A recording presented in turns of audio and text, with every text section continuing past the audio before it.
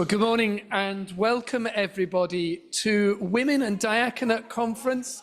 That's all right. It's lovely to hear people talking, because talking, being synodal together, is going to be very important today. So I'm glad you're already in the spirit. So welcome to Women and Diaconate Conference 2, a global perspective following the October Synod here at Margaret Beaufort in our new home in the Wolf Institute in Cambridge. I'm Father Dominic White. I'm Acting Director of Research here at the Margaret Beaufort Institute. So some of you may have joined us last year for the first conference, in which case welcome back, or welcome for the first time. It was a very exciting conference last year to work together theologically across the different perspectives in the church, to hear about the Diakonia, that is the ministry that women are already doing in the church. And I think actually in one way or another, it's fair to say have been doing unbrokenly for 2,000 years. And maybe at last we're getting a bit closer to recognition of that, and I hope to a proper structural support. The first conference last year, we were actually approached by Professor Phyllis Zagano, who is here today with us, part of the conference. Phyllis is, of course, an expert on women's diaconal ministry. She's been on one of the papal commissions, and we had a lovely conference last year, and we're delighted when Phyllis was keen that we should do another one. We didn't need a lot of bidding. So before I start introducing our first speaker, I just want to do a few practical housekeeping things for those who are there and also those who are in line. So those of you who are here, in case of fire, we've got lots of fire exits there, and of course out the way you came. And we are on the ground level, so we don't have to worry about stairs or anything like that. We just assemble out there, or that direction out here. The toilets, restrooms are downstairs. You use either the stairs or the lift. It's immediately obvious when you come out where they are. You've got your timetable, so I don't need to run through that. We've just asked friends joining us online. There will be lots of time for discussion, and we will be alternating. When it comes to discussion, we'll alternate between people in the room and people online. I just ask, if you're online, please can you keep yourself muted when you're not speaking, just so we don't get any background noise. Thank you very much. I also want to say a huge thank you before we begin to Adele, our administrator, and Natalie, our digital communications officer, and also Ben, who is sitting in front of a frightening array of screens doing the tech. It would not have happened today if it weren't for the three of you. Thank you very much indeed. Now, is there any practical things I should have mentioned at this? I've done fire, did fire, yes, don't worry. We're actually, incredibly, for an academic conference, running a little bit early. So I am aware that some friends, particularly online, are only able to join us for part of the day. So a bit like it's annoying if trains leave late, it's unforgivable if they leave early, then I think actually it might be lovely if we just have a little moment of quiet and reflection to hear the Holy Spirit, so that we're able to hear each other, to hear what God is saying to us through each other. Gemma, did you have? Yes. Oh, yes, thank you. Sister Gemma, who will be chairing the discussion this morning, has just reminded me that Professor Soraya Beshialani and Marisa Zachvini, two Maronite Catholic theologians, will be joining us this afternoon by Zoom from Beirut. We are actually rather excited that these Maronite theologians can join us. So if you wonder what on earth does Maronite mean, the Maronite Catholic Church is one of the 23 churches that makes up the Catholic Church. Yes, what a surprise. We are not a monolith, and we are not all the same. We are in full communion, and we are different, and that is lovely, because that mirrors the communion of three persons in one God. And we have different things to share with one another. The Maronite Church is one of the Eastern Catholic Churches, often called. And what's unique about it is it actually is in total full communion with Rome. There is no non-Catholic counterpart. So it's fully in communion. it's the majority Catholic church, indeed the majority Christian church in Lebanon, but is also represented elsewhere in the Middle East, in Syria, Jordan, in Israel and Palestine, and also, of course, with a diaspora in Europe and in the United States. And women deacons were included in the constitutions of the Maronite Church of the about 1740, Phyllis? 1736 was the Holy Synod of Mount Lebanon. 1746 was when the canons were approved in forma specifica by the Pope in Rome.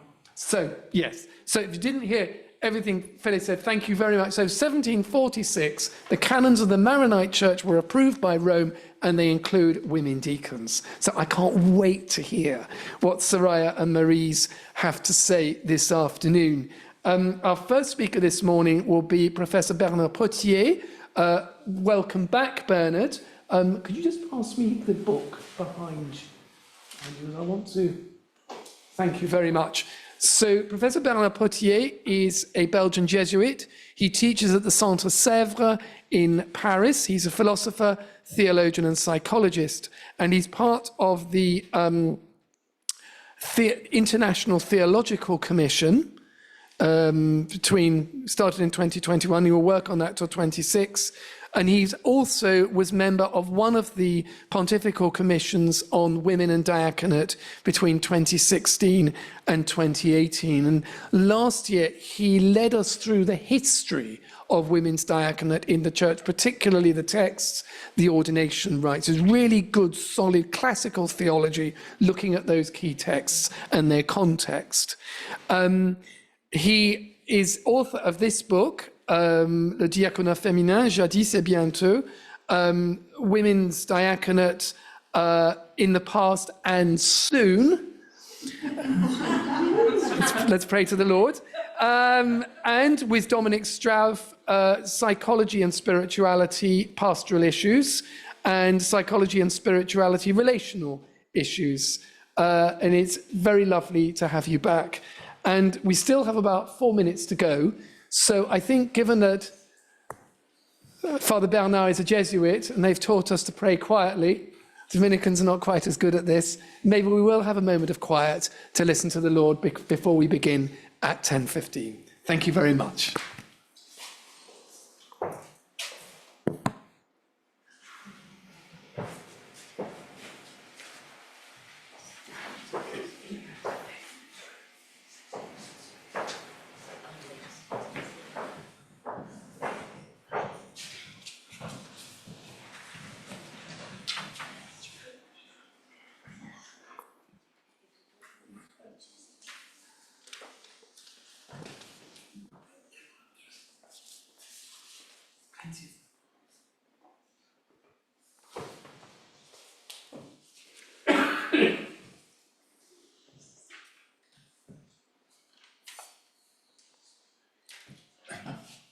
Do you take this microphone back or what's there?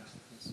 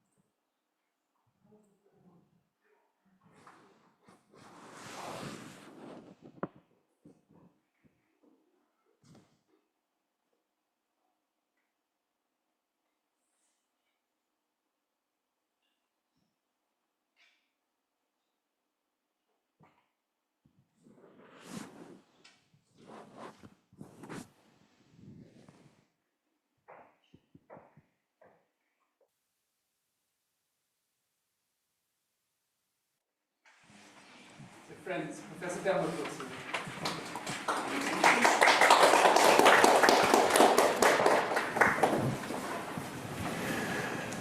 Good morning, everybody.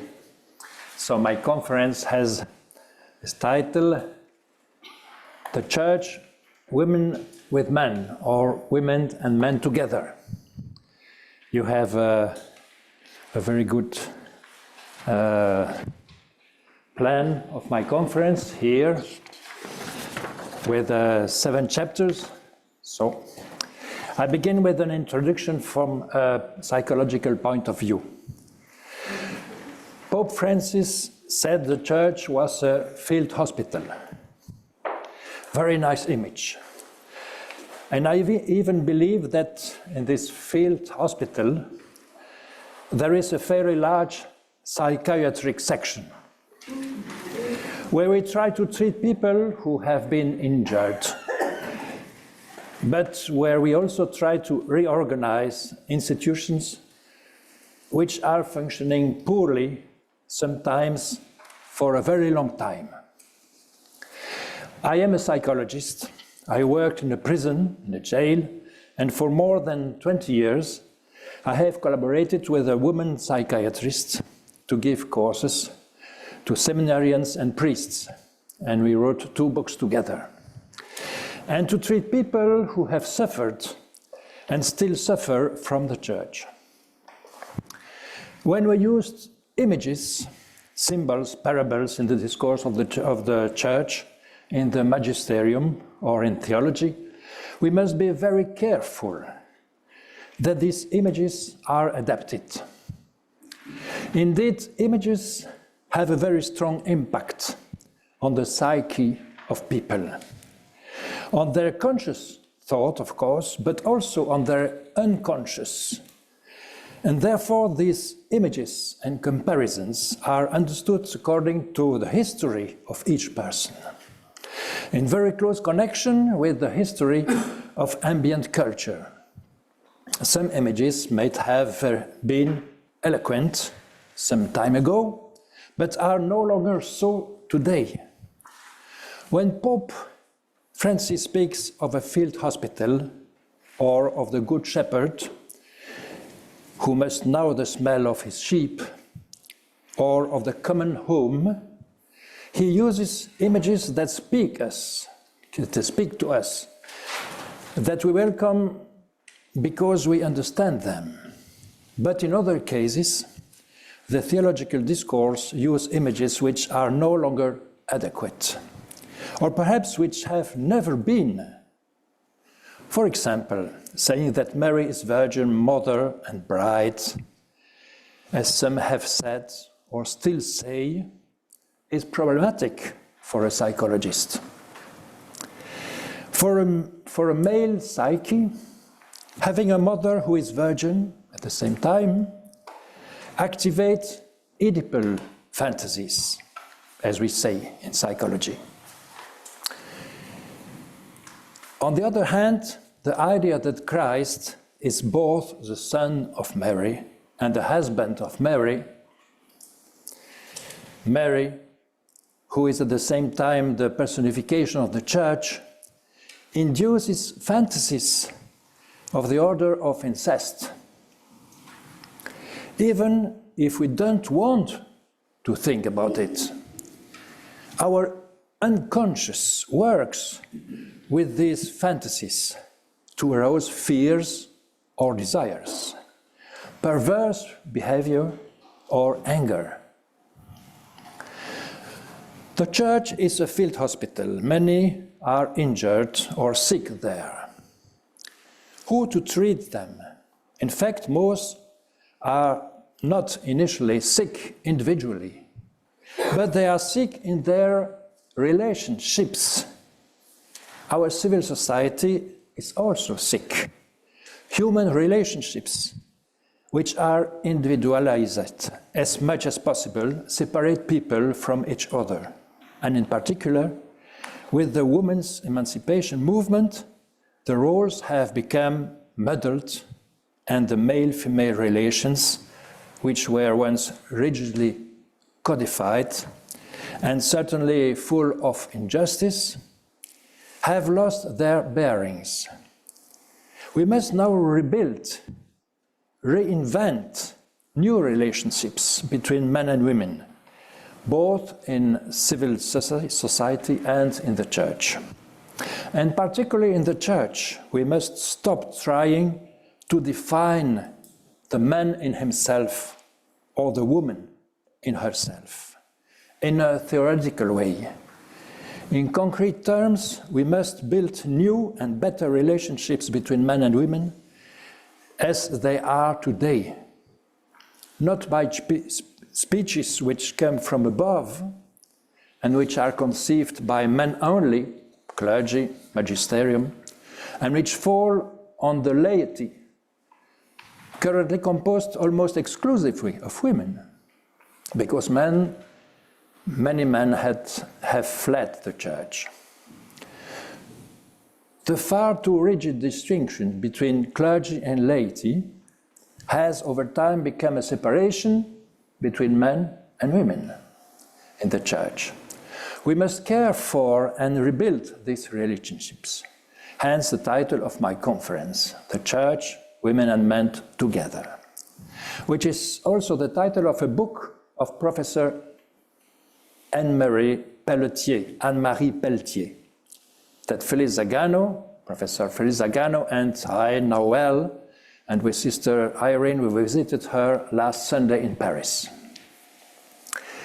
Let's all stop defining either man or woman, and let's think together in terms of relationships, otherness, and share our discourses and our practices. This is the meaning of this conference, where there are too few men. Are they afraid? Are they without interest in these questions? It is the meaning of a synodal process launched by Pope Francis, that men alone in society or in the church define the meaning and place of women become unacceptable at the relational level. We have to work together, and for this we must pay attention to the relational images that we use. To say that the church is my mother is becoming difficult today because of the abuse crisis.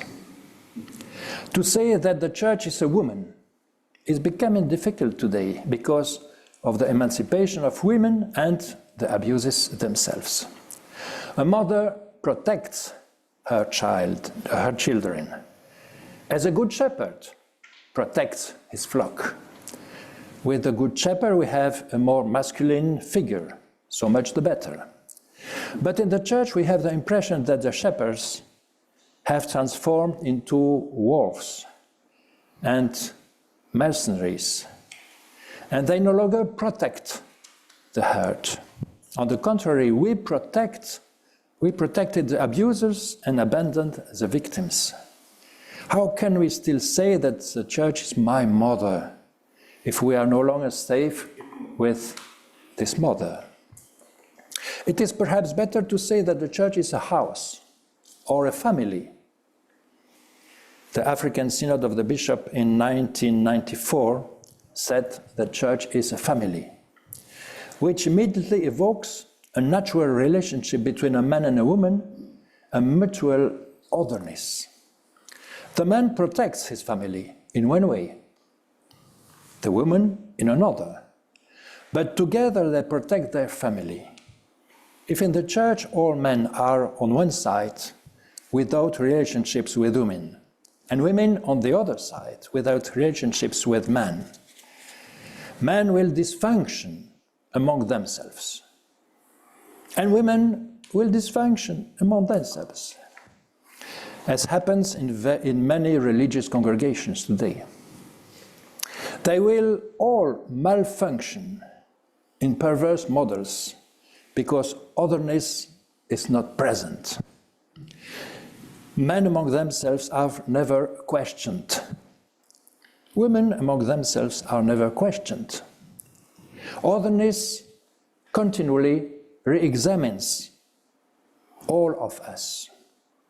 While perversions and dysfunctions are contagious and reinforce each other, they are never diffused by otherness and not rivalry between men and women, but also rivalry of men among themselves or of women among themselves. The developments since the 2016-2080 Commission and the results of the Synod. For me, the story moves very quickly, much faster than we think. For my part, I see three phases in these last 8 years concerning the female diaconate. First, it seems to me that in 2016, 3 years after his election, Pope Francis, by constituting the Pontifical Commission on the question of female diaconate, was in favor of a reflection that would go quite far. In the meetings we had with him personally, he was enthusiastic, and he even joked about possibly future ordinations of this or that woman of our commission. It was a joke, but sincere, I think so.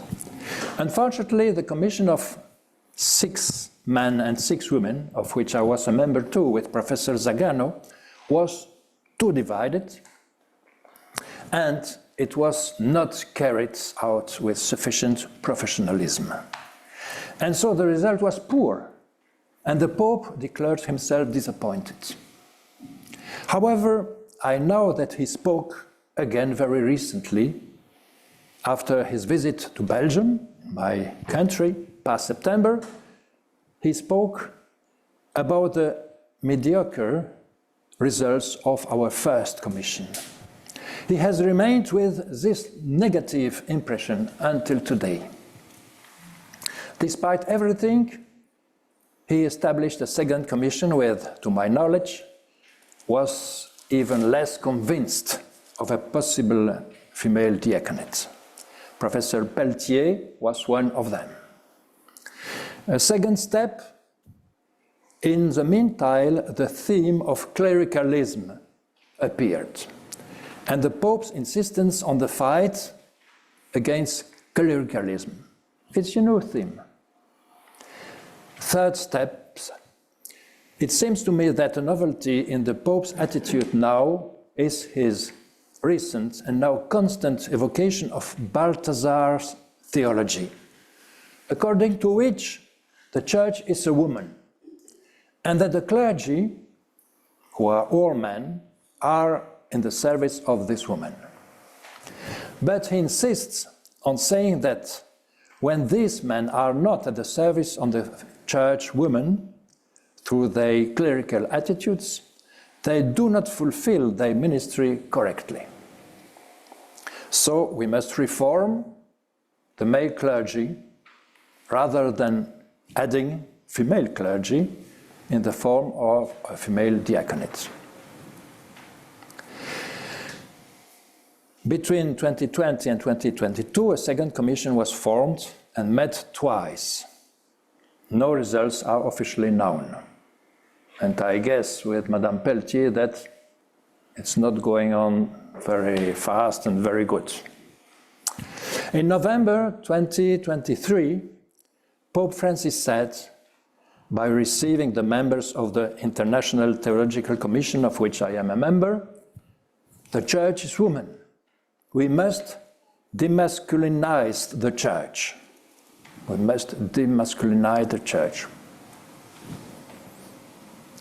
In May 2024, the American Columbia Broadcasting Network broadcast an interview with Pope Francis. In this interview, he answered no to the question of ordained women deacons in the future.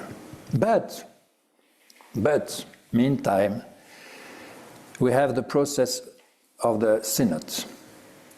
After his first round in October 2021, the Second General Assembly of the Synods on the future of the Church opened in October, and we have the text here on your sheets. Surprise, here is what was voted on by a good number of votes. I read the paragraph 60. There is no reason to prevent women from assuming leadership roles in the Church. What comes from the Holy Spirit cannot be stopped. The question of women's access to diaconal ministry also remains open. We must continue to exercise discernment on this regard. The Assembly also invites us to pay greater attention to the language and images used in preaching, teaching, catechesis, and the writing of official church documents. Interesting. Giving greater space to the contribution of holy women, theologians, and mystics. So I think it's a very big surprise, and the Pope said that he would not write a post-synodal exhortation, though we take the text as it is, as a magisterial document of low level, of course, but really a magisterial document, like the CDE, the ITC, and so on. To understand better the churchwoman, I will speak a little bit about Balthasar. Pope Francis is now relying on Balthasar. The Church is a woman, la Chiesa è donna. Let's read again the almost unique verse in the New Testament about that. Husbands, love your wives as Christ loved the Church and give him up for her.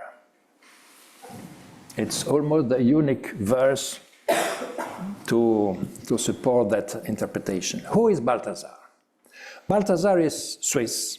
He is one of the greatest theologians of the 20th century, of course, with others like Karl Rahner, Karl Barth, Yves Congar, Henri de Lubac, Pannenberg, Moltmann. He's on this level, of course. His work is huge. It is studied in all theological seminaries and faculties in Germany, in France, and elsewhere here too. I will follow an author, Luca Castiglioni. Luca Castiglioni is a priest of the Diocese of Milan in Italy, who presented his thesis in Paris, published under the title Daughters and Sons of God, Baptismal Equality and Sexual Difference, published in 2020. According to Castiglioni, who studied Balthasar's position in his book, the polarized panorama of theologians for or against Balthasar is above all a sign of the low level of confrontation between opposing positions. Too many positive or negative prejudices immediately prevent dialogue between the two positions. Even before it begins, we are for or against. That is not a dialogue. This is why I will start by exposing as objectively as possible what Balthasar is proposing.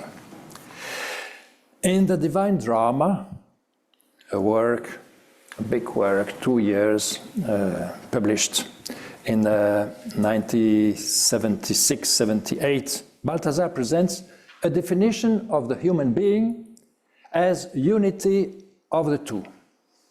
Unity of the two. The human being is unity of the two. He founds this formula in Frank Duquesne, a Belgian exegete, a convert Jew, a rabbin, now exegete in the Catholic Church. This beautiful formula will often be taken up by Pope John Paul II, for example, very often. In his encyclica Mulieris Dignitatem on women, it comes often.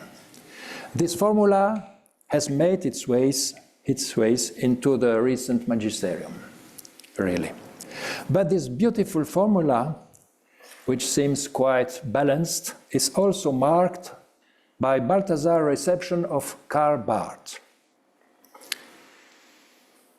This clearly affirms the prevalence of men over women, Karl Barth. And Balthasar agreed, more or less, so that we arrive at the dialectical position of Balthasar. Castiglioni summarizes as follows, quotation, Balthasar's solution is not simplistic, and it would be wrong to say that he only sees in woman a being subject to man. However, his thesis is indeed that of a permanent hierarchy, which affirms the primacy of man and the secondarity of women, while assuming it for reasons of a strictly theological nature, responding to Balthasar's penchant for symbolic biblical language. According to Balthasar, the permanent hierarchy of the sexes does not contradict equal rights. But this is difficult to understand in a democratic society where the affirmation of the fundamental equality of individuals is a cardinal value and a founding fact. Balthasar, I continue with Castiglioni, values the mystical and contemplative soul of women. The idea is declined in the categorical pairs activity, receptivity, transmitting, containing, monad, dyad, speech, response. End of the quotation. Balthasar sees this feminine principle embodied directly in Mary, who becomes the very figure of the Church, bride of Christ, according to the letter to the Ephesians.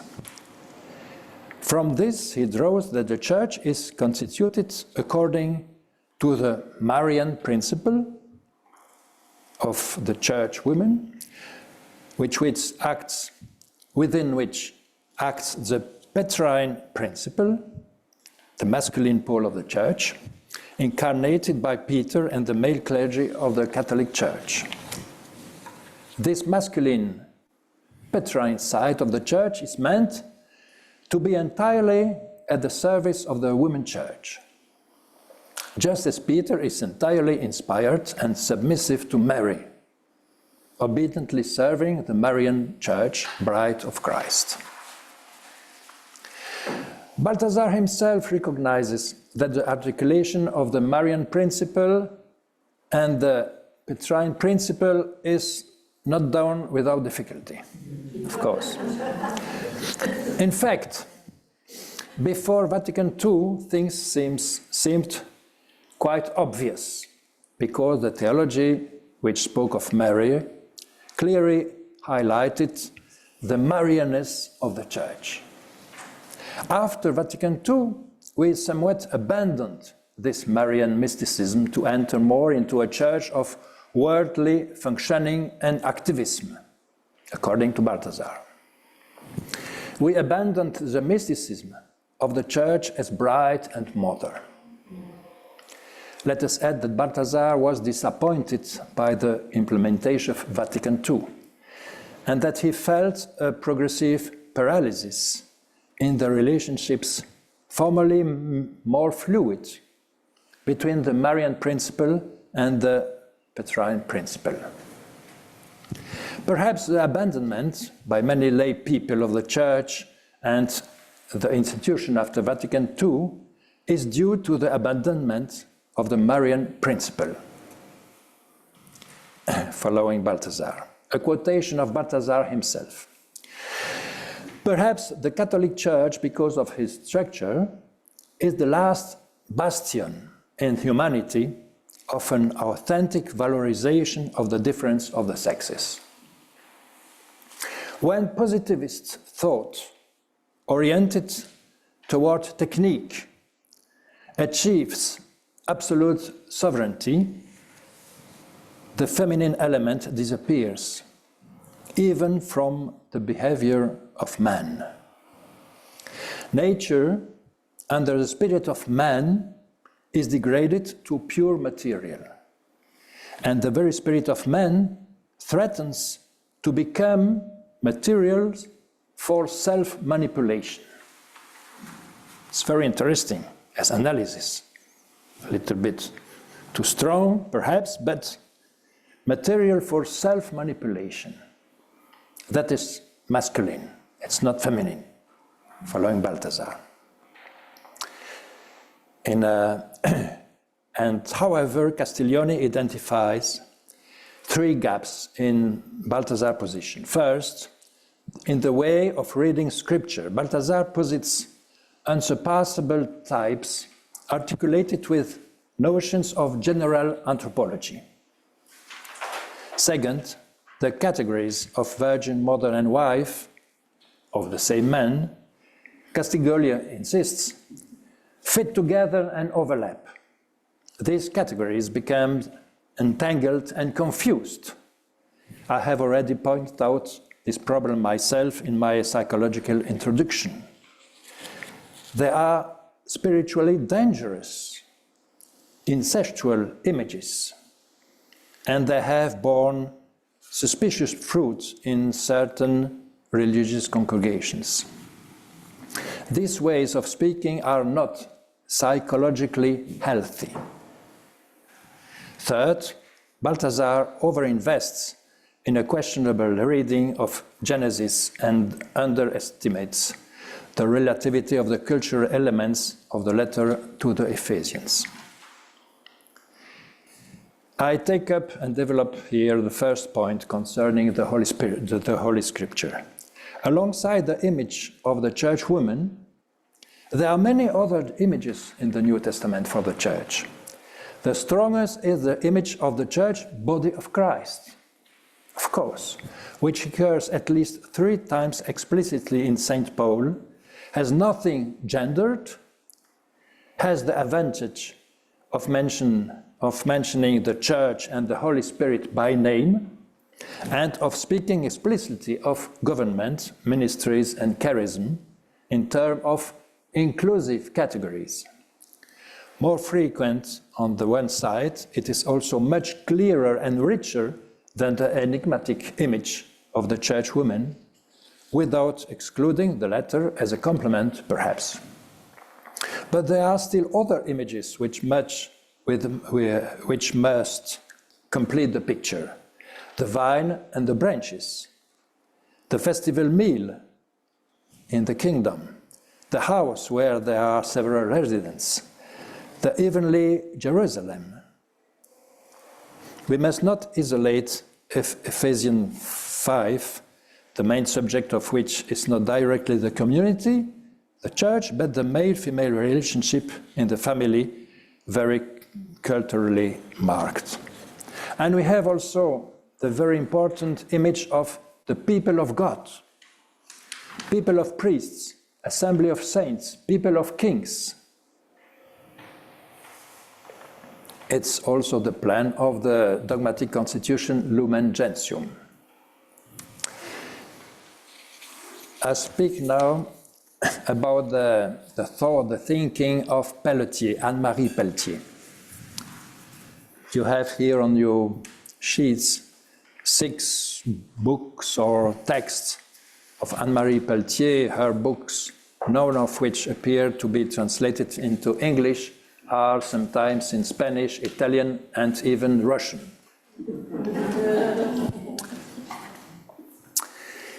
So, who is Professor Anne-Marie Pelletier? 78 years. Professor Anne-Marie Pelletier has evolved in her way of seeing the feminine church in the feminine question in the church. Initially a Bible scholar, exegete, hermeneutic, she soon began to think about the question that concerns us. Reluctant to claim ordained ministries for women, she always was and still is. But she is impatient to see the Church progress so little and so slowly on this subject, which she nevertheless considers to be a burning one. Agreeably surprised by the text of John Paul II on women, Mulieris Dignitatem, Letter to Woman, the Woman Educator of Peace, and so on, she hopes that the magisterium will deepen this vein and rejoices. But given the slowness and even the stagnation of the debates, she ends up wondering if all this does not serve as a screen for immutable masculine clericalism.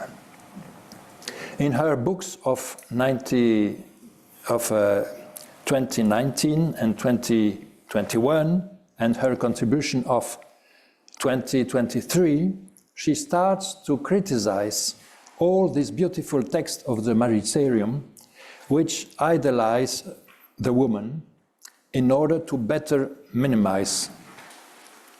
However, she agrees in 2022 to republish her beautiful book, The Sign of Woman, from 26, provided with a foreword which retraces her journey and shows how her writings converge in an increasingly radical questioning of male-female relationships in the Church and in the society in general, particularly on the question of the essentialization, idealization of women, and about the control by men via legislation of the relationship between women and their own bodies, for example, in laws regarding contraception and abortion. Her last article in the magazine Études is very strong about that question. So I follow the 6 biographical title here, the books, and I draw some idea from each of these books. In 21, in his book Le Christianisme et les Femmes, the debate of the female diaconate, it is a quotation, often controversial today, cannot ignore the fact that this form of consecration in the West, at least, probably only existed in a minor honorary form. Its disappearance cannot be understood as the suppression of attributions that in fact only the Church of the East knew. It's a very low position. But later, he wrote, "Let us also note that where the priestly ministry consists of managing a community, organizing its life and its activities, it's difficult to see what there would be to object to the prospect of ordaining women. They can, in all these areas, have skills equal to, sometimes superior to, those of men. The problem arises differently, on the other hand, when the ministerial priesthood is understood as an extension and actualization of the concrete act of salvation carried out by Christ in his incarnation." So, it's a little bit further than the first position. And in 2023, quotation, "Behind the expressed fear that women are betraying their nature by investing in functions currently reserved for men, there are other fears which are not expressed, but which explain the luxury of precautions deployed to keep them away from the priesthood, even to the point of refusing them an ordained diaconate, even though it is today detached from the traditional priestly curriculum." It's our position, at least that. In Europe, Christian experience in hospital and prison chaplaincy also suggests that there would be real relevance to the delegation of sacramental gesture, such as the sacrament of the sick and that of reconciliations. About the second beautiful book, Le signe de la femme, the sign of woman, published again 20 years further. In 26, Professor Peltier happily welcomed several recent texts from the Magisterium, in particular from John Paul II, which qualify women as educators of peace and sentinels of the invisible. Probably he had in mind, it's a quotation, the fact that women find themselves in the breach of the invisible, by the simple fact that they are where life arises, because they are naturally attuned to the slower rhythm of waiting, because they have a certain propensity to experience the intensity of things, the interiority of beings, where the unpredictable germinates. And John Paul II underlines the audacity of the woman who opened up this issue. A quotation of the Pope: "I cannot help expressing my admiration for the woman who courageously took this initiative at times when this commitment of their part was considered an act of transgression, a sign of lack of femininity, a manifestation of exhibitionism, even a sin." It's a letter of 1995, quotation of John Paul II. Anne-Marie Peltier considered that we must welcome this new and daring advance, Professor Peltier insists, as a rare event in the past history of the Church and even of society in general. They should be taken seriously. But the question of power, exclusively male in the Church, remains at the heart of many discussions and causes resentment. The preface to the book of Lucetta Scarafia, the third text here. Who is Lucetta Scarafia? We met her too in Leuven. She is an historian and journalist, professor of contemporary history at the University of Rome and at La Sapienza. She participated in the 2015 Synod on the Family. She sat very lonely in the last row, as indicated by the title of her book, From the Back Row. It seemed impossible to her to avoid the violence felt by a synodal reflection on the family, ultimately initiated by single men.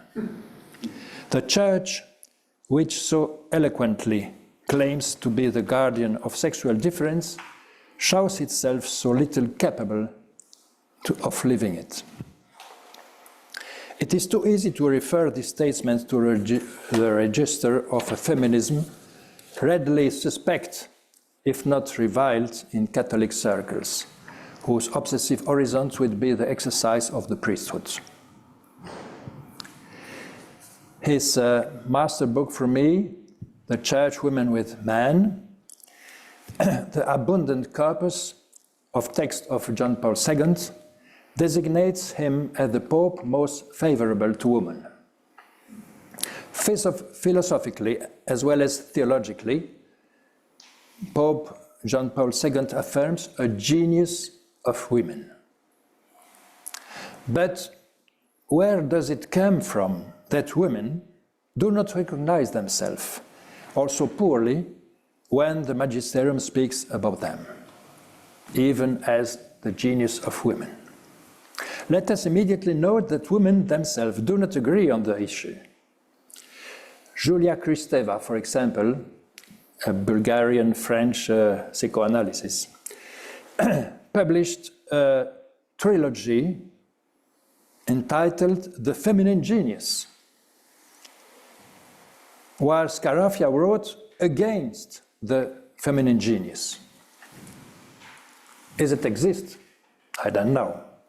According to Peltier, the concept of feminine genius risks becoming a centerpiece of the essentialization of women, which makes her a creator above ground, who conceives of a feminine at a distance from real woman. What Balthasar says about women, especially in their relationship with Mary and the Church, risks being of this level. Balthasar is quoted at length in the note to paragraph 27 of Mulieris Dignitatem. Peltier comments that paragraph in 2019. Let us agree that the statement resonates with a maximalism which is enough to leave one perplexed and somewhat worried after what we have identified as a trap in the use that magisterial discourses speaking about women make of the register of the sublime. The history of Christianity will have sufficiently demonstrated, quotation of Peltier, that great theological constructions under the authority of the greatest, an Augustine, Thomas Aquinas, lead dramatically to the confirmation of the unequal hierarchy between the sexes. Peltier also alludes to Mount Athos, dedicated to the Virgin Mary, but excluding women. Quotation: Mary being the woman, she is no longer really a woman. Her humanity is somehow vaporized in an ideal figure, to which inevitably there is a share of imagination, sublimated desire, dreams of protective intimacy, coming from the depth of the psyche. It would be better for women to renounce the idea of ordination in order to fully live their baptism priesthood. Just to say you have 15 minutes left. 15 minutes encore. Okay.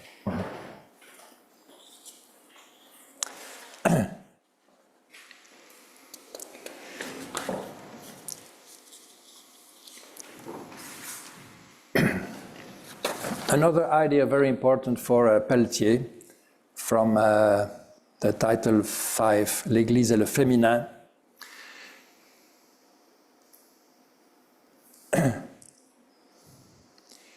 Professor Peltier is moving further along this line, both highlighting everything that is common between men and women. Very important, what is common between men and women, and respecting what is own to each, without making of it, however, something specific, exclusive or excluding, waterproof and reserved. The masculine is supposed to have the capacity to speak beyond the difference between the sexes. Prototype of humanity, metasexual subject, the masculine man would have the ability to embrace not only his own words, but the whole of human condition. That is not true. The relationship between the masculine and the feminine remains a place of testing our humanity, an occasion for dissension as much as for happiness.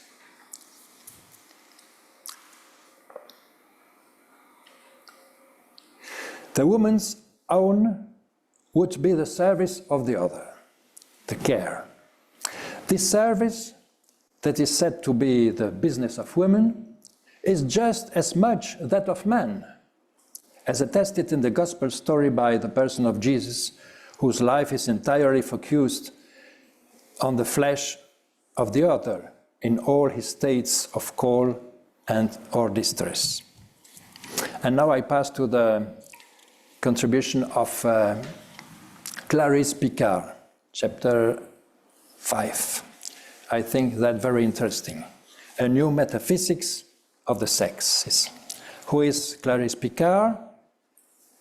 Professor of philosophy at the faculty of Jesuit faculty in Paris. She published Philosophy of Childbirth. 5 meditations in 3 points. She started first of all from a remark which explains why it has always been men who have mastered origins and philosophical discourse on origins. In Aristotle's biological thought, it is man who plants a human seed in a formless feminine flesh, as in soil. But it is the seed that brings everything that is truly human into the child who will be born. The woman brings nothing of her own, only more or less indifferentiated food. Of course, in current science, we clearly see in the conception of a child the part of both, man and woman. But above all, at the phenomenological level, we see the immense part of the mother compared to the part of the father. Greek culture still structures today the metaphysics of the sexes, which translates this wrong sexual distribution of tasks in the sphere of intimate, private, social, public, political, and a fortiori religious life. Too many discourses from Plato to Derrida via Levinas still consist of reducing women to their material maternity. That is to say, to the sole biological function of maternity, as if it were not for the mother and for the child all the dimensions of her person, body, psyche, intellect, and soul that are extremely important. The phenomenology of childbirth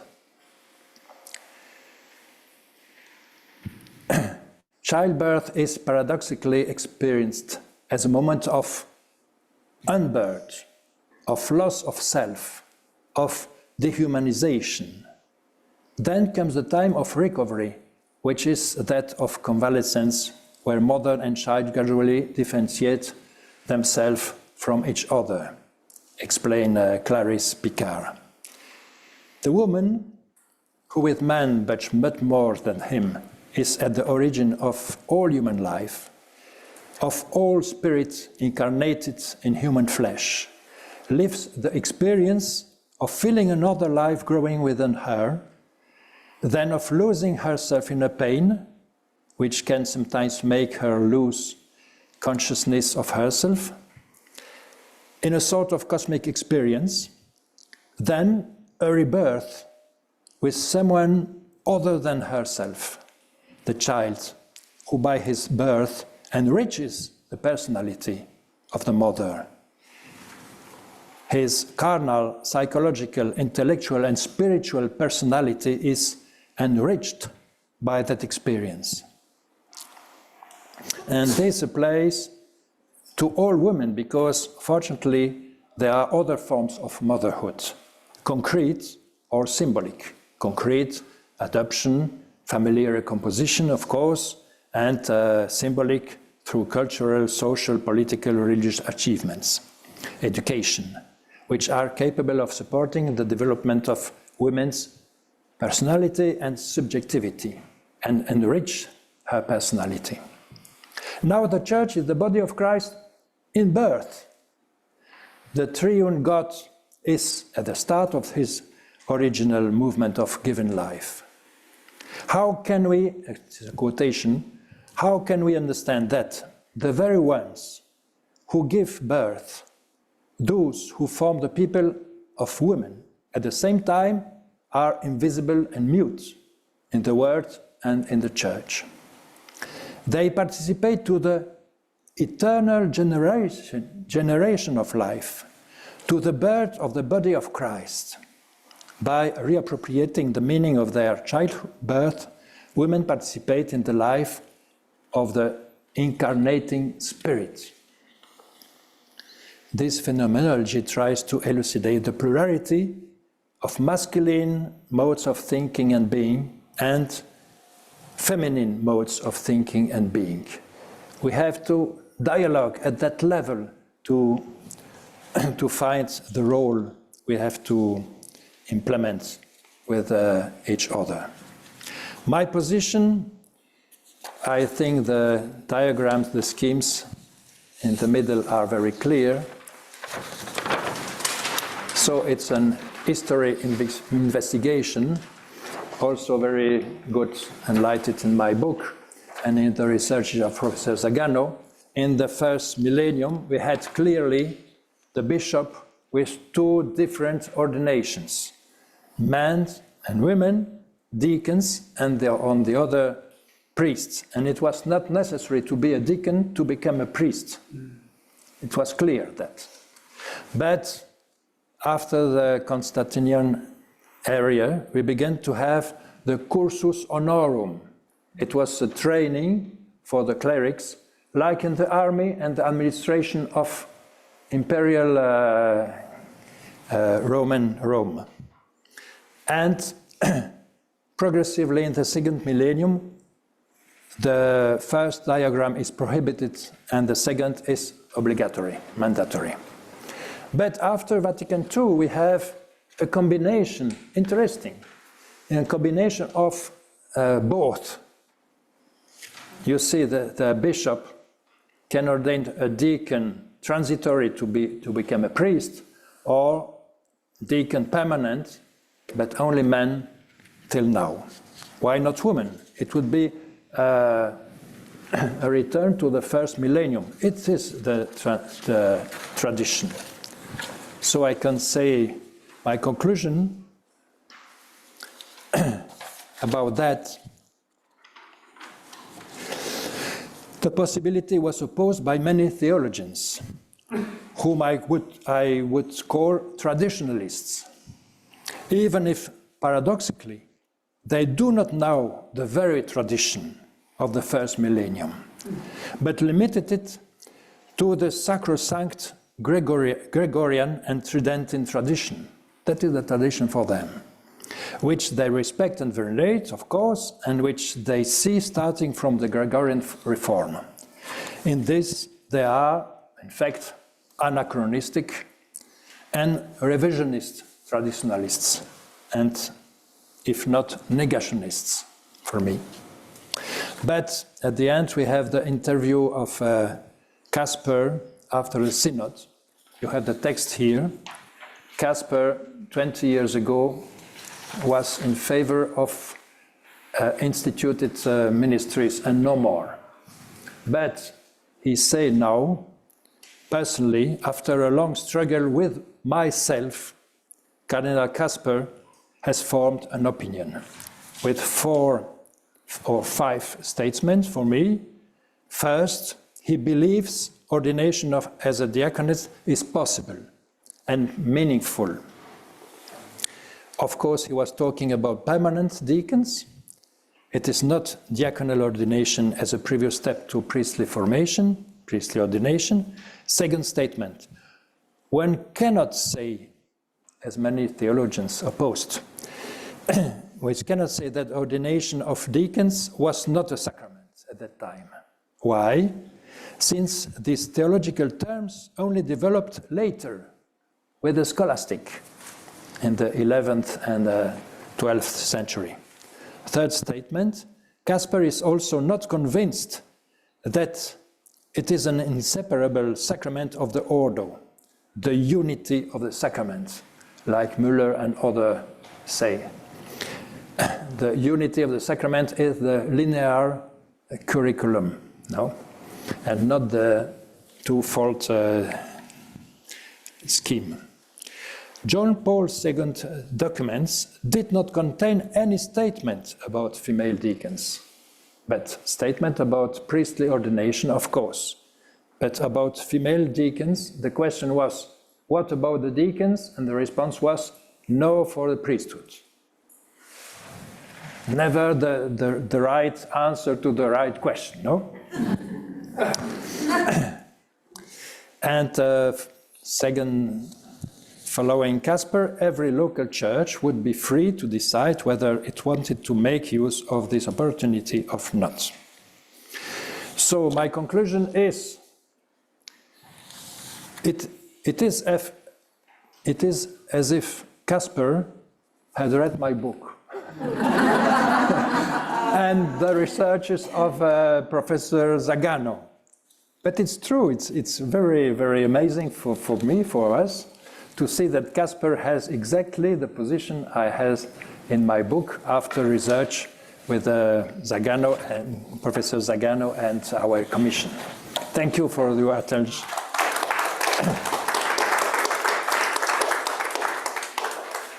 Professor Pottier, thank you very much indeed for the tour de force and very much bringing us on to where you brought us to last year. Thank you, Adele. I always forget about microphones, sorry. And particularly struck by your conclusions from the work of Professor Pottier, Clarisse Picard, and of course this intervention by Cardinal Walter Casper. We do have a few minutes for questions, immediate questions, before the coffee break at 11:15. We will be having a general discussion before lunch, which Sister Gemma is going to lead. But I wonder, does anybody have any immediate questions for Professor Pottier? Or reflections?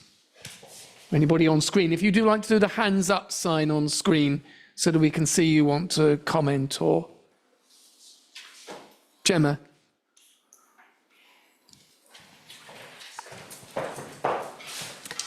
Bernard, thank you for a quite extraordinary paper, and I followed particularly your psychological analysis of Mariology and of the whole position of Mary with great interest.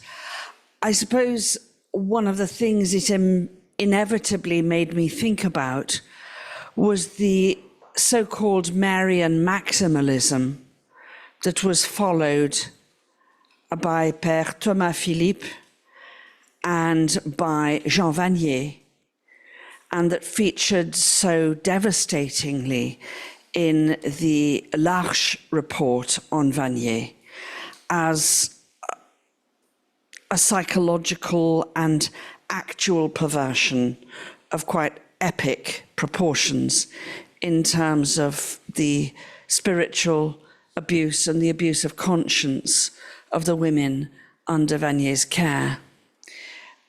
So, you know, your word struck me with particularly devastating impact, I suppose. And I think it was very helpful for you to flag up a warning about the content and the orientation of so much overblown Mariology mixed up with ecclesiology when it comes to our looking at how we view the church, and particularly how we view the feminine in the church. When we have arguments about the ordination or non-ordination of women to the diaconate that are constructed around that kind of Mariological ecclesiology, it makes me very nervous for those reasons. And I think you've done us a great service in just flagging up the psychological implications of that kind of ecclesiology. Thank you.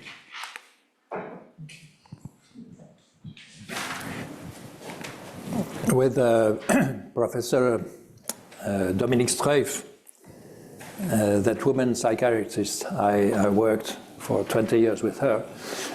We have wrote 2 books, Psychology and Spirituality, with the idea that there are 4 levels, 4 anthropological levels: the body, the psyche, the reason, intelligence and will, and the spirit.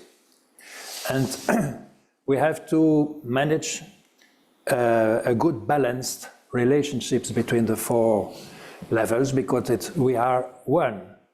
We are one person, of course, but there are many different faculties in us, and so on. And a big axiom, a big statement of our vision is that all what is psychologically is not necessarily spiritual, but all what is spiritual is necessarily psychologically. So you can be very healthy psychologically and you have not the faith. Okay, it's possible. But you are a very big believer and you are very bad, ill structure psychologically, there is a problem. It's possible, but there is a problem. There is a problem. And another statement is, all what is not healthy psychologically cannot be healthy spiritually. Everything has to be first good balanced and good healthy in the psychology to be afterwards meaningful and concrete and real in the spirituality. You cannot do that.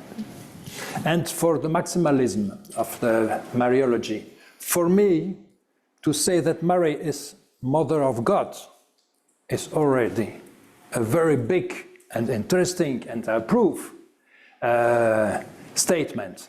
Why have we to say something else, something more than that? She is Mother of God. Is it not very beautiful? But it's sufficient, no? It's sufficient. For me, she is a woman like the other in the church, the first, with the apostles and so on. But personally, she is the Mother of God, and that is already a very good statement theologically. We have not to go further for me.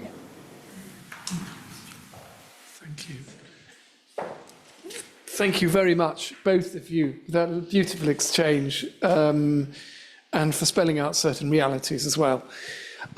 It's now coffee time, so many thanks again to Professor Pottier and to everybody. So coffee is just outside, and if we could be back promptly to start at 11:45, please, as it's quite a day, and above all, we want to make sure there's plenty of time for discussion. Thank you very much.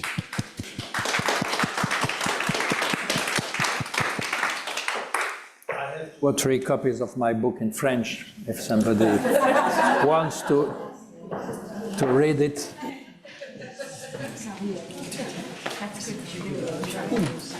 Actually, sorry, what am I doing?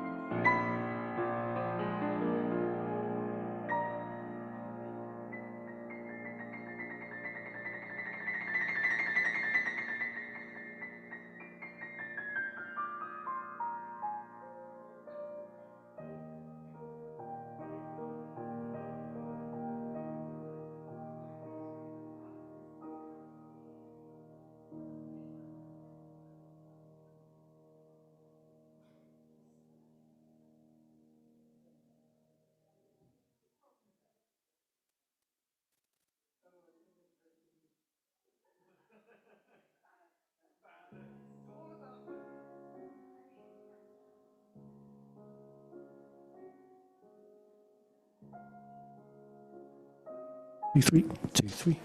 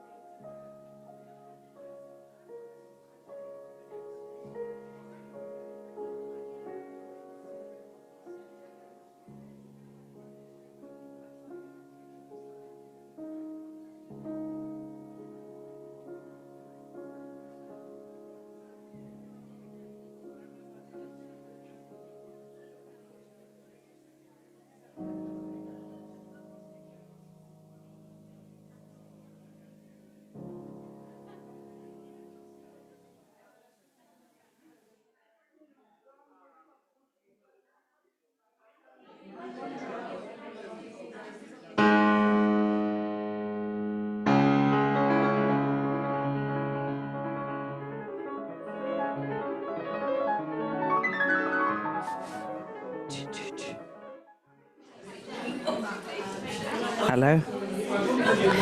Dear friends, if I could possibly call you back. It's clear there are people in this room who've not taken a vow of obedience. Dear friends, could I possibly have you back? It's no good looking at me like that, Professor Zagano.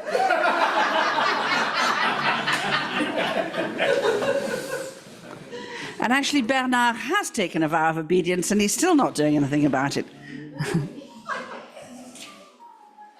The General of the Jesuits is not here. Well, cher ami, on commence tout de suite.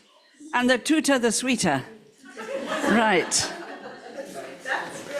So, dear friends, sadly not original. So it's my great delight to introduce Dominic White, my dear friend and colleague. Dominic is currently in the Prior of Blackfriars at Oxford. We will not hold that against him here. We do know that he went there very reluctantly from here. And, you know, our loss is Oxford's gain.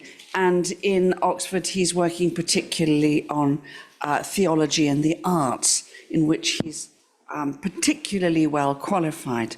But he is going to be addressing us on the restoration of women's diaconal ministry in the Anglican Communion in 1862, and queries whether that might be a model for the Catholic Church today, at a time when I think all Christians and all Catholics of goodwill are keeping our Anglican sisters and brothers, particularly in our prayers, at a very, very difficult time.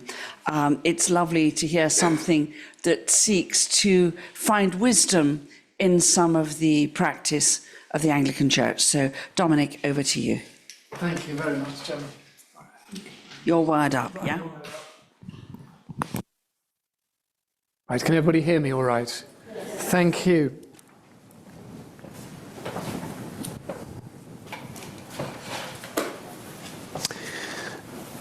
So first of all, I should point out that unlike the other speakers today, I'm not an expert on the theology of women and the diaconate. All I know about this subject I learned from last year's conference. But perhaps, as an outsider, that also gives me a distance from which I can reflect back usefully. What I heard most clearly last year from the women who would support and might seek diaconal ordination was not that they wanted to wear beautiful vestments, nor indeed that they had any particular interest in service at the altar. What they wanted was a proper ecclesial recognition and structural context for the diaconia, that is the ministry, that they are already exercising in the church as chaplains to hospitals, prisons, schools and universities, or as pastoral assistants in parishes. My friend and former colleague of 7 years, Mia Fox, a university chaplain, spoke movingly at last year's conference of diocesan clergy meetings in which her ministry and indeed herself were being discussed, while she herself was denied a seat at the table. Indeed, one might add that that also means that the people Mia ministers to were also not represented. Mia's analysis was that her work was regarded by the hierarchy merely as a job, but not as a ministry. This situation is clearly unjust to all and cannot continue. So my approach in this paper is pragmatic. How can we get the representation and participation of women in ministry done?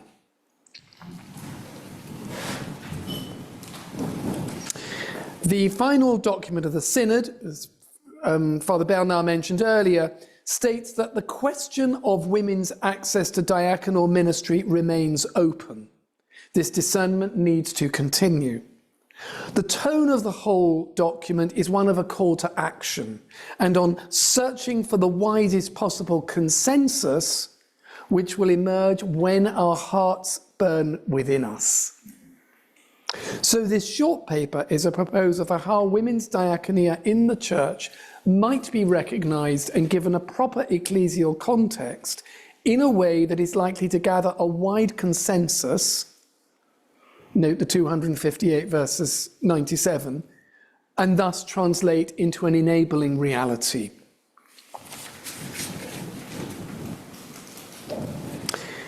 In 1862, the order of deaconesses was restored in the Anglican Church experimentally.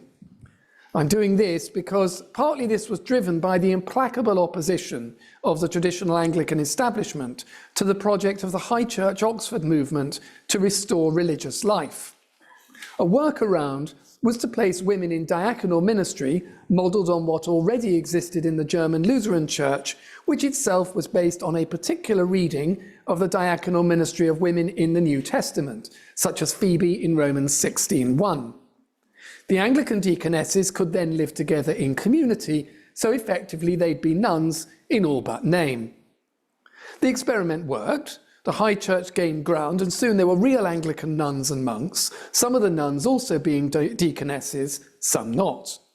Likewise, many deaconesses were not nuns. In 1923 to 25, long before the ordination of women deacons and then priests and bishops in the Anglican Communion, the order of deaconesses was formally restored. This is 1923 to 25.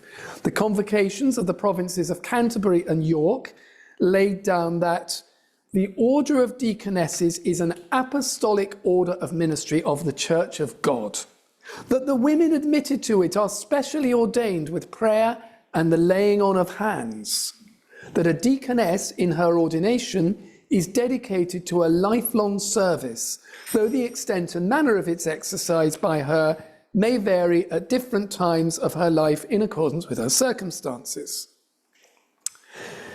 Now, for me, the clarity of this statement is very striking, given that many Anglican doctrinal statements, such as on the Eucharist, are deeply ambiguous because of the need to include the often conflicting positions of Anglo-Catholic, evangelical and broad church parties.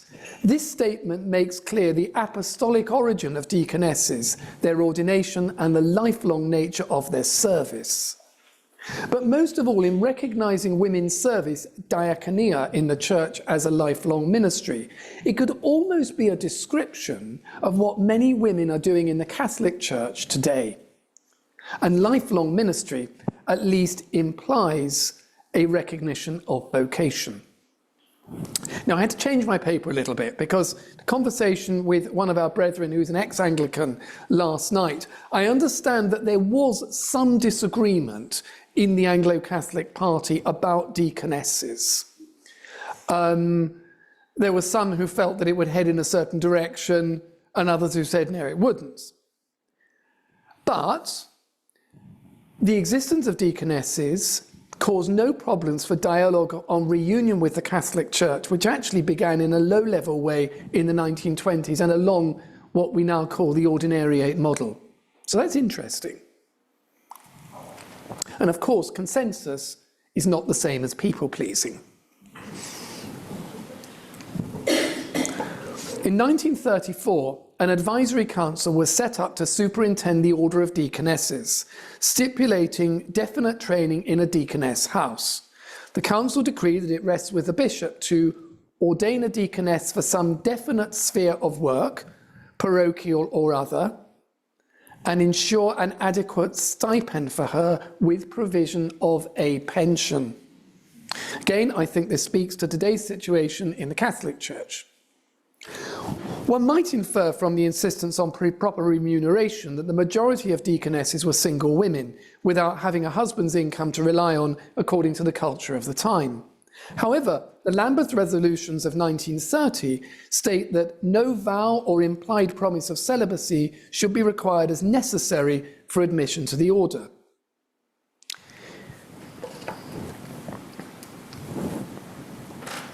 In 1943, during the Second World War, another committee of the Archbishops of Canterbury and York strongly endorsed deaconesses, citing the change in public opinion regarding the employment of women and the simple fact that in deaconesses there was a reservoir of service of the church of a great potential value. But it insisted that some women will be free and willing to give the church their full-time service after provided that they can receive the necessary training and be given an assurance that their services will be fully and freely used, and that there will be reasonable and fair remuneration. In 1955, when Peter Anson, my main source, was writing about this, interestingly, he was by then a Roman Catholic, but clearly still deeply sympathetic with the Anglican tradition of his youth. That time, the deaconess's functions included leading matins and evensong, that is morning and evening prayer, and the litany. She could preach, but not at Holy Communion. I wonder if around that language there's some of the disputes within the Anglican Church going on. Anson says that most deaconesses work in parishes where their status might be described as that of a female curate. Again, not everybody might have liked that language. But this sounds very like a lay pastoral assistant in a modern Catholic parish. And Anson says deaconesses might also minister to women through school or college work or in other ways. Now, a fundamental objection. There is a fundamental objection to all of this, that the Anglican promoters of deaconesses and the Lutheran hierarchy before them had misread the Greek of Romans 16:1. Phoebe is not called a deaconess. She is called a diakonon, masculine, notwithstanding the agreeing participle ousan being is feminine. Phoebe was a deacon. So did the Anglican Church just copy an invented ministry to meet immediate needs and bypass its own internal quarrels?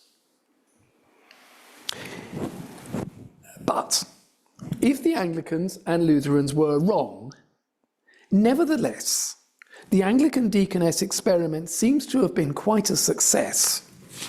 The deaconesses met pastoral needs. They were probably properly recognised in the structure of the church and had the right to proper remuneration. Of course, one doesn't know whether their rights were always realised in fact, and the reiteration during the Second World War rather suggests that they weren't always. But they were legally in the structure, whereas the Roman Catholic Code of Canon Law has no provision at all for women or lay men who minister in the church. The ordinations of Anglican deaconesses continued in the UK into the 1980s, before they were effectively supplanted by women deacons, first ordained in 1997, and most of these went on to be ordained priests when this was permitted in 1992. The most recent ordination of a deaconess in the Reformed Episcopal Church of the USA was in May 2024. This church is part of the traditional or continuing Anglican communion, which separated from the rest of the Episcopal Church following its admission of women to the diaconate and priesthood from 1976. So essentially it's an Anglican traditionalist church, if you like. So in the Anglican communion, the order of deaconesses could function pretty well as a result of not a universal, but a broad consensus. By contrast, there were already bishops refusing to ordain when women deacons were introduced in the Church of England in 1987. This has also meant that for English-speaking Catholics, women deacons are very often seen as the first step towards women priests. It must be admitted, too, that many active younger Catholics tend to be more conservative, arguably reacting to a societal liberalism which they find does not support their lives, while more conservative or traditional forms of Catholicism they experience as feeding them. They often identify against the more liberal German synodal way in which a vocal party seeks the ordination of women deacons and priests. This means, very sadly, a strong risk, I think, that the ordination of women deacons would be divisive, and thus in some, maybe many places, they will be prevented from exercising their rightful ministry. And in the Catholic Church, while I personally find the arguments advanced for the apostolic origins of women deacons ordained as such very compelling, the fact is that Catholic theologians remain in sharp disagreement about women deacons, and as Father Bernard has already mentioned, successive papal commissions on the subject have not brought any definitive results beyond keeping the issue on the table. So in short, the structural recognition of women's ministry in the Catholic Church has moved no further forward. But more positively, many of those conservative young Catholics I've spoken to were genuinely open to the idea of deaconesses. They weren't maybe all enthusiastic, but it was, oh yeah, okay, they've heard of Phoebe the deaconess, if that's what we call her. So deaconesses could be a way of consensus. And the risk of validly ordained women ministers in the Catholic Church being rejected in some places would, I think, be much reduced. But leaving aside all these negative reasons, the Order of Deaconesses, as described in the 1925 and 1934 Anglican documents, is, as we've seen, very close to the actual ministry that women, lay and religious, are doing in the Catholic Church today, parochial and chaplaincy ministries. The Anglicans recognised the apostolic origin of women's diaconal ministry and instituted the deaconesses by ordination with prayer and the laying on of hands for lifelong service, with a right to proper remuneration. And there was no demand for celibacy, so this could perfectly fit Catholic women who are married or might wish to marry. Of course, not all women in ministry may feel called to become deaconesses. And there is always the danger of clericalising the laity and their authentic ministries, which would be a retrograde step in the light of Vatican II. Thus, the Synod final document promotes non-ordained ministries and calls for them to be properly discerned and enabled. Of course, I could add here, there are acolytes, readers and catechists, which are now ministries, instituted ministries fully open to women. But whatever the case, all these need proper recognition and support in the Church. From the point of view of the revision of canon law, which this would require, as I think Phyllis said last year, women deacons is actually the simplest. It's just a matter of changing the canon on who can be ordained. Deaconesses would be a new category, and so would lay ministers. There needs, though, whatever we do, to be laid down clearly in canon law a right of representation and participation in parish, deanery and diocesan government structures for all who are engaged in ministry. But for those women whose diaconia seems so clearly to fit the Anglican deaconess model, whatever its historical origins, and however strong the theological case for women deacons, it does seem to me that deaconesses are a strong way forward in terms of possible consensus, and thus for women in ministry in the Catholic Church to succeed in gaining the proper recognition and participation that is due to them. So I think a first practical step might be to consult the Reformed Episcopal Church of the USA, and maybe also to talk to the Ordinariate of Our Lady of Walsingham. It's Anglican communities now in full communion with Rome, and actually having rather a lot of fun, I think, rediscovering their patrimony. So who knows? Anyway, I said it would be very short because I don't know very much. So, so that's it. But we've got 15 minutes left if anybody wants to, so good questions, comments, and wants to demolish me. So thank you. Can I just reflect? Because I was sorry. Oh, People online. I should stand. Okay. I used to be an Anglican priest.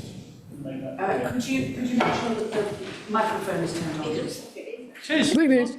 Hello. Yeah, I think you have to hold quite close, Okay. I think, Kevin. I used to be an Anglican priest. I'm now a Catholic priest, and I didn't come across because of women's issues. Can I make that very clear? Yes. Okay. But when I was training at the Anglican Theological College in Oxford, it's one of the Anglo-Catholic ones, there were 4 women training to be deaconesses. Now, in that place, yes, it was a traditional college, but there were different views amongst the ordinands and the women.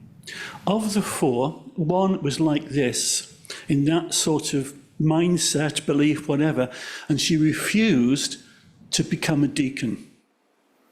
The other 3 did. Only one went on to become a priest because the other 2 had personal reasons, and that's a different issue, but they all believed passionately in women's ordination to the priesthood. But they didn't, but I think listening to them, their main reason for becoming a deacon was that it was the next step. And they did not see much difference in what they were doing and who they were from what they'd been, which is interesting reflection. Now, I don't know how widespread that was. I'm only going off my experience and listening to them, but I thought it was worth mentioning. Okay. Thank you. Thank you very much. I think Phyllis. I think that Canada and Germany already in the Catholic Church have something of a model of deaconess. These are women who are not instituted formally, nor are they ordained, but they have gone through a training and they are somehow certified by their bishops for diaconal ministry. There were 13 in Germany recently. I met one from Canada not too long ago, and maybe Sister Irene remembers what country it was. But so this is already happening in the Catholic Church. And if you remember in 2006, the Congregation for the Doctrine of the Faith, the Congregation for Education, and the Congregation for Clergy put out a 4-paragraph statement saying basically to Germany, don't train women to be deacons because we don't want to ordain them. So there was already, 18 years ago, a movement to train women for a ministry that was diaconal, aimed at ordination, and that has picked up again without ordination with a giving of certificate. And as I said, 13 women received this. I think for the church, however, to create an instituted ministry of deaconess would be, the term, I know, I was speaking in Portugal, they didn't know how to translate train wreck. I think it would be very, very difficult for women to receive an instituted ministry of deaconess, because that would be an affirmation that women are not ordainable. And the reasons that have been given to me personally by CDF is that women are not made, cannot image Christ, are not made in the image and likeness of God. So I don't think that's a good road to go. But thank you. Okay, I find Phyllis. this all fascinating, really. Yeah. I mean, my knowledge of the church in Germany, they do have a Referentin or Referent in the masculine form for lay, who do effectively have a diaconal role, and it is very well structured. But there is obviously this very strong move within the German synodal way towards ordaining women priests, not just women deacons. And to be honest, my main criticism of the German synodal way is that it's not synodal. That you have to get everybody on board, including the conservatives and the tradies, and yeah, you have to have those conversations. I mean, yes, there are those who exclude themselves as well, but I don't see it. I actually think this will do more harm than good, the way that the synodal way is going at the moment. But that was a very interesting insight. Phyllis, I'd love to hear more about that. Thank you. I just wanted to pick up on your point about the plateauing of progression in relation to the women in the diaconate, and to just consider the changes we're seeing in our parish lives. In my diocese, we have a lot more priests from overseas, from Nigeria, from India, and actually a lot more of our community also, people who've chosen to come and live in this country and bring their families and have their families here. It might just be anecdotal in my own sphere, but there seems to be an increase in conservative Catholic practices. And my question really is, how is this going to help the process? Are we going to find a slowing because there's an increase in conservative practices in our parishes?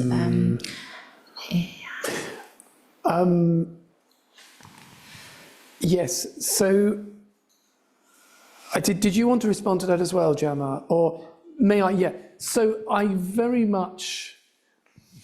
fascinated as a theologian, I'm very into sociology, and I'm fascinated by what makes people believe what they believe and what makes them do what they do, even if sometimes it seems ridiculous, like people who think the Da Vinci Code is, a piece of historical research, but actually it's because it touches something very deep in them. I think that a lot of young, I mean, I'm 51, and I find a lot of younger practicing Catholics in their 20s and 30s experience the world as very hostile to Catholic belief and the practice of their faith, like actually trying to get Sunday off, or feeling very uncomfortable about having to put an email signature with she, her, or whatever, that they often feel the world is rather against them. And I think these are real experiences. They also may come from backgrounds where they didn't get much basic human formation. So we're almost having to do child catechesis with the 20 and 30-year-olds. We don't do speculative theology with 6-year-olds, do we? Though I've met some interesting 6-year-olds in my time. But, so in many ways that has to be done. And I think that conservatism is about identity. But one of our young brothers, I mean, most of our student brothers in the Dominicans, I would say, were more on the conservative side, more traddy, but very nuanced, because we have to live together, and Aquinas makes us start with considering the opposite point of view. One of our brothers was had a placement in the Oxford University chaplaincy, where, you know, it was at these very postmodern sites, like a girl turns up in jumper and jeans and with a mantilla on. But okay, that's what she's doing, that's her, fine. I mean, he said he was talking with some of the young women students, and you know, they like the kind of identity Catholicism of, you know, it might be the Mass, the Mantilla, the Rosary, Latin, benediction, but they were admitting that they weren't sure of their place in the church. So I wonder, for me really, I mean, I'm not, as I say, I'm not a theologian or diaconate. I mean, you can see how little I know. But having worked 7 years with an amazing woman chaplain who's found her vocation, I think Mia's in her 19th year with it now. Hello Mia, if you're there.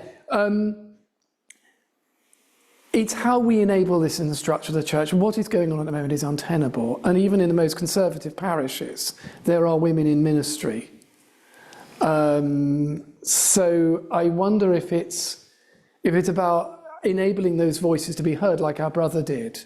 And maybe that will find a way forward without having culture wars. I don't know, is that... But I know Gemma wants to say something too. Really, I wanted to say two things. One, it follows on from what you say there, Dominic, which is that in my experience, one of the things that we have to be most alert to in any theological position is what unconscious and semi-conscious cultural biases are driving the position.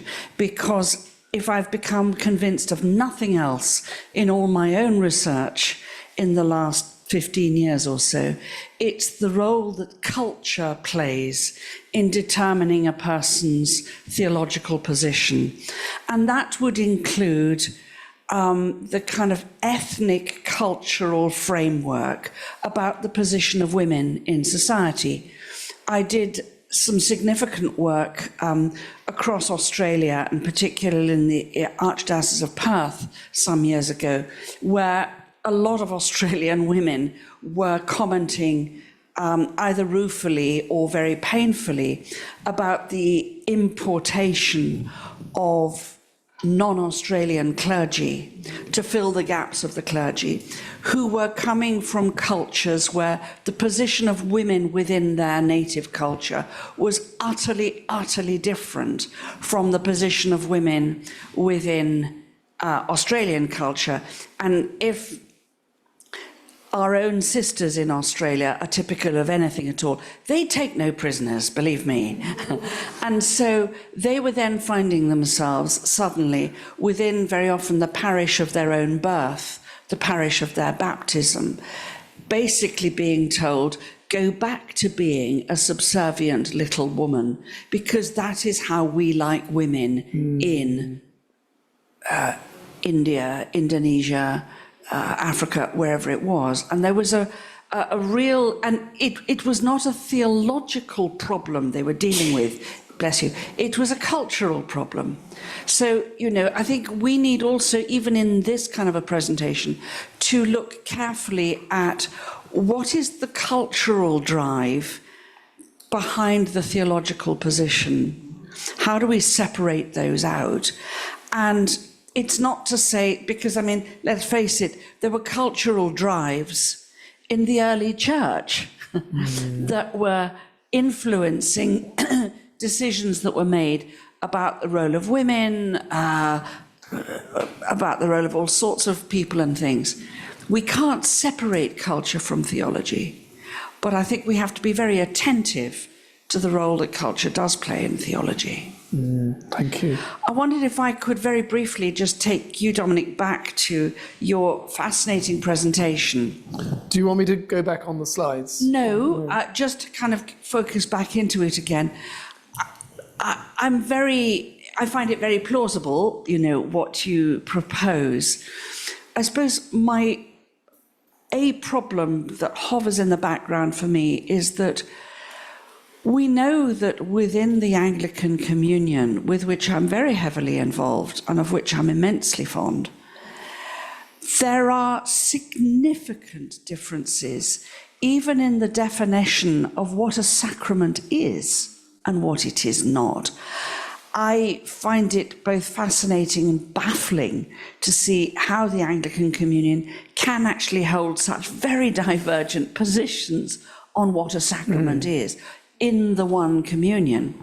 It says something for the Anglican genius of compromise, I think. But if you dig very deeply down there theologically, I personally don't think it holds water, don't think it stands. And what I see happening here is that you have some parts of the Anglican Communion that are very happy to go with this deaconess model. But as soon as you call it a deacon model, there are other parts who don't, because there is not an agreement on what a sacrament is and what, as it were, sacramental validation and initiation is. So I don't see how that is going to be able to translate into the Catholic Church without us immediately facing exactly the same problem. The difference being, however, that we in the Catholic Church do not believe that what is and what is not a sacrament is dependent on the faith of the faithful. We believe that it is dependent on the definition of the Church itself. The faithful may have different understandings of what that means, but they are not responsible, as it were, for the definition of it. And therefore, we have a very different, we're coming at it from a very different position. So plausible and attractive though this is, I wonder if it would actually work because of that. Thank you. I mean, I'm great, but this is why I love working with Gemma, because She always asks awkward questions. but you do it in a way that's so constructive and charitable. And if we could just do this as a church, wouldn't that be great? You know, no social media attacks or the snide comment. I didn't quite understand what you meant, and then, you know, the demolition exercise. I think you have pointed to the greatest weakness in my paper, and I'm really grateful for that. What strikes me, and I realise it's a risky business because I'm extracting it from its Anglican context, is the clarity of the statement that was made about deaconesses, which I've never seen such a clear Anglican statement in my life. So that filled me. I mean, it literally popped out the page at me. It was somebody recommended I look at this, and I picked up this book on Anglican religious life, which was full of colourful anecdotes. But then, you know, the deaconesses, I thought, wow. And I wonder if that text could be at least be a place for us to start. Now, the Episcopal, I looked at it again this morning, the Reformed Episcopal Church of the USA, which I think has to be understood as Reformed in the general sense, not Reformed like evangelical. They call it ordained to lay ministry, and they're not willing to go beyond.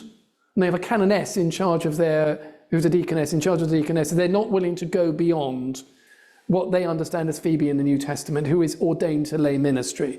I suppose the closest analogue would be something like acolyte, lector, or catechist in the Roman Catholic Church. But I just wonder maybe if that text could give us a starting point, notwithstanding the problems that you and others have described. I'm aware it's just gone 12:15, and I mustn't hog it. But I think, am I right that we are now passing to general discussion? We are. Gemma, and you're chairing that. We are. Thank you. Right, So I will if I switch may myself. thank Dominic and lead us in offering a vote of thanks to him. Thank you. Thank you for the opportunity, because I only snuck this in last week. So thank you, Phyllis and Gemma, for letting. Right. Let me just take this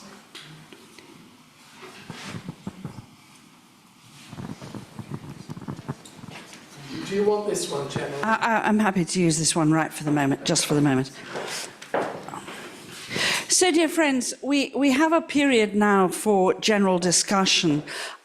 What I'd like, Ben, could I ask you if it's possible, how many people have we got online at the moment, as far as we know? 17. I wonder if it's possible to organise those into 3 groups of 6, effectively, of breakout rooms. Is that possible to organise that?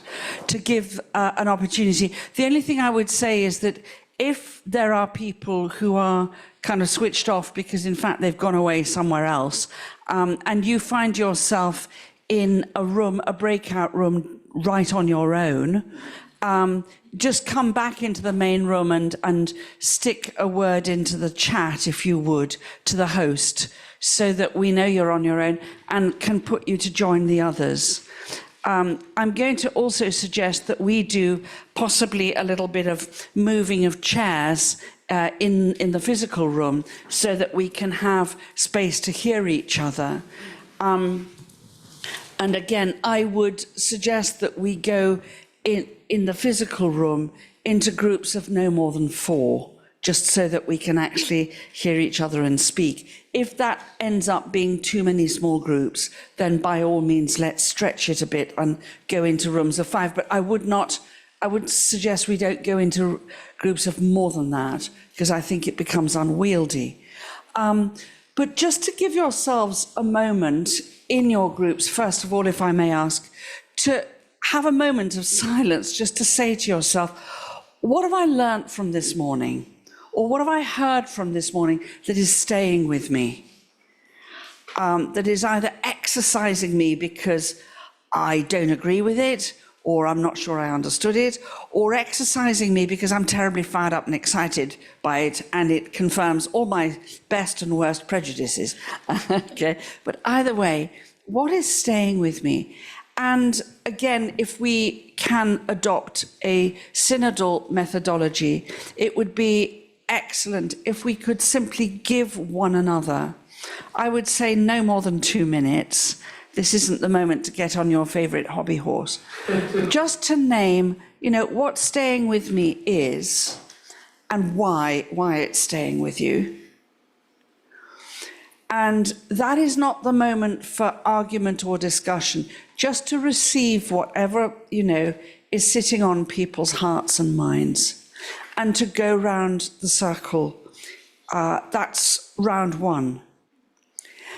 And round 2, if anyone wants to take up what they themselves have said, or indeed take up what anyone else has said, just to see if they can advance what they had originally said, or maybe say, actually, come to think of it, now that I hear everyone else, I'm moving from where I think. And what are the questions arising for you on the question of women and diaconia?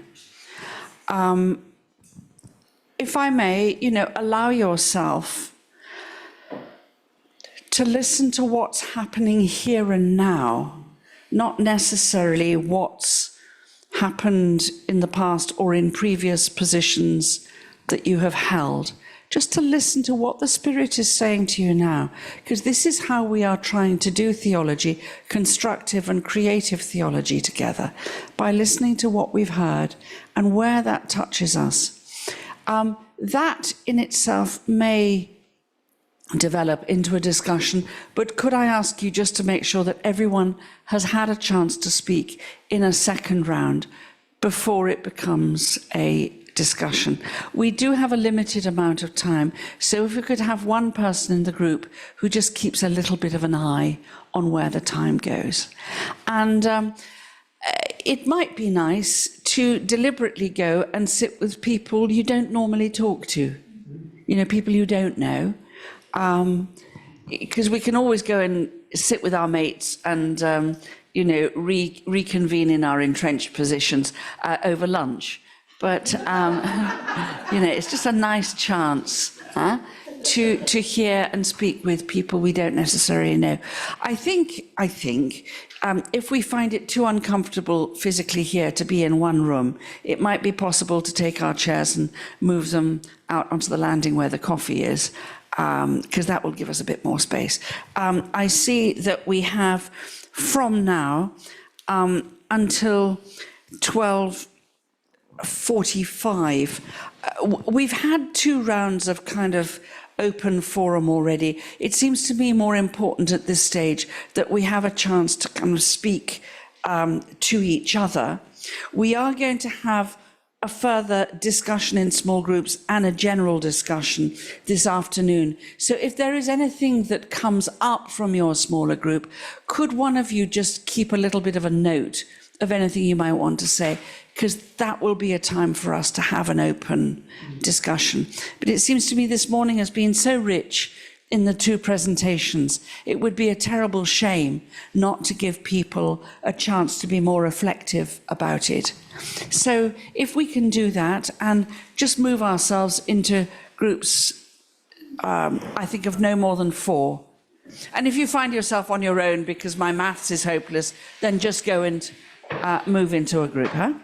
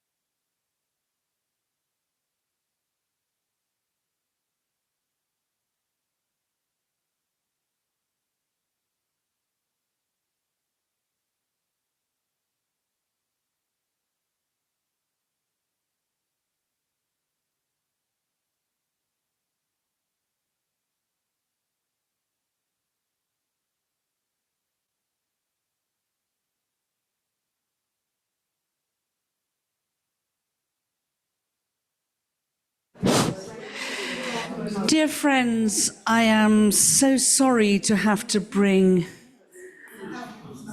our conversations to an end for this time.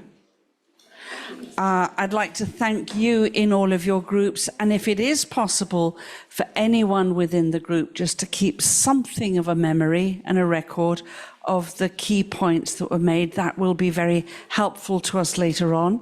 I'd like to thank our friends online.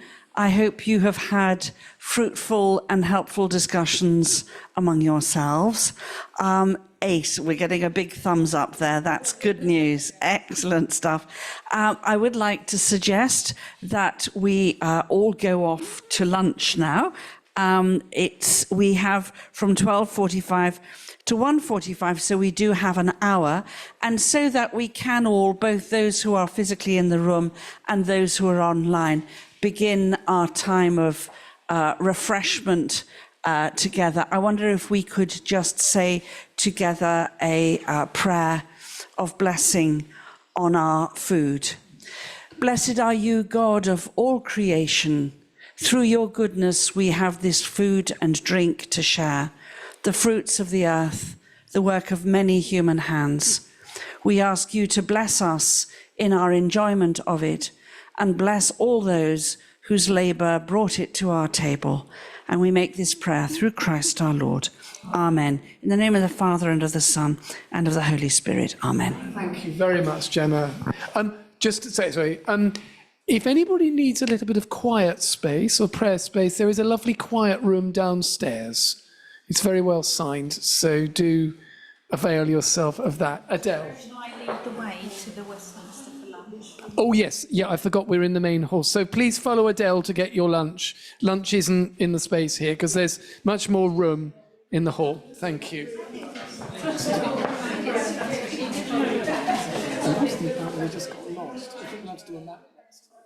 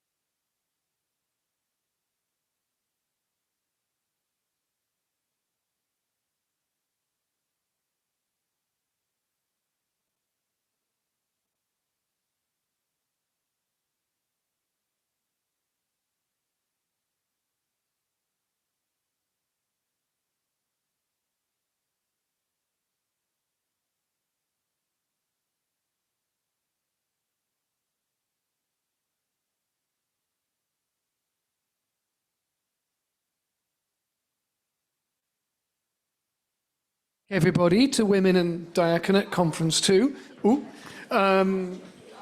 Thank you very much for this morning. Very rich discussion, and I think that will all feed in to this afternoon and to help us. So I think a lot of what we're doing is actually maybe learning to think differently, to think outside the boxes. I've heard wonderful stories from ministry. For example, in the little group I was in with 2 women who've been in ministry in the church, and what they told me, we're hearing from a part of the Catholic Church which is just as Catholic as the Latin West, but maybe unfamiliar to some of us, from the Maronite Church this afternoon. So the first lecture this afternoon will be a joint lecture. Sister Gemma will introduce Professor Beshelani and Marie Zachbini in a minute. Then after that, there will be discussion in small groups and a more general discussion before tea. So thank you very much indeed, and I will hand over to Sister Gemma to introduce our speakers. Thank you.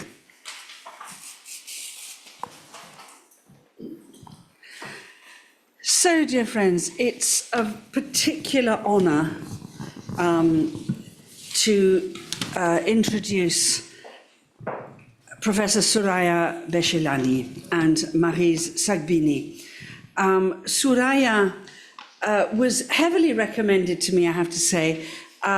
The brother of my former Superior General in my order is Timothy Livesey, who has recently stepped down as CEO for a charity called Protect the Middle East, Embrace the Middle East, sorry. And when he heard about our work here on diaconia and women, he said, there's someone you've absolutely got to get to talk. And he talked about Soraya, whom he had met in his voyages around the Middle East. He said, she's the most electrifying woman. I learned so much, as a Catholic, I learned so much from her, listening to her. This is definitely a voice that needs to speak. And I suspect I'm not alone in the room in saying that I have a sense that I never hear enough from the eastern parts of the Catholic Church. It's not a voice that we in the West are very used to hearing from, and I think it expands our horizons considerably to be able to hear that voice. Soraya is a professor and researcher at the Faculty of Religious Studies, the University of St. Joseph in Beirut.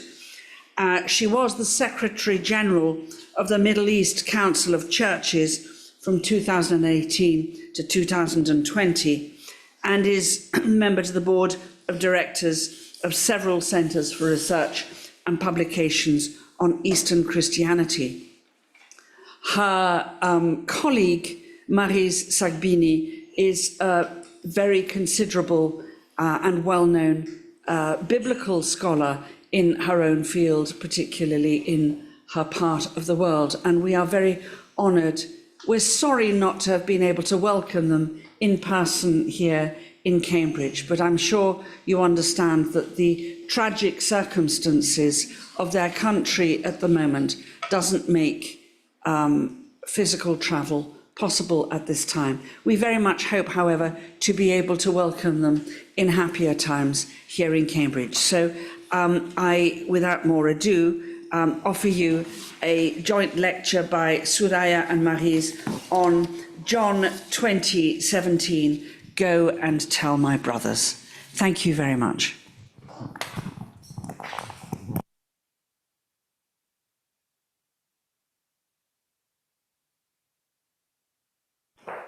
Soraya, the floor is yours.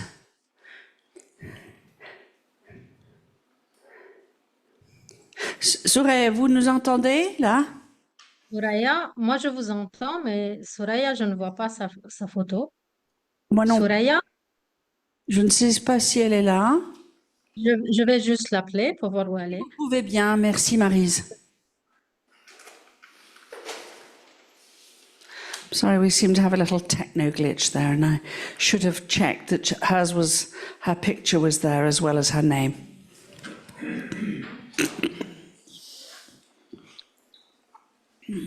Soraya, elle a un problème de connexion, donc she will come back soon. Okay. So I hope it will not be too late. Can we wait just 1 minute or two, Yes, of please? course, Maryse. Yes. Thank you.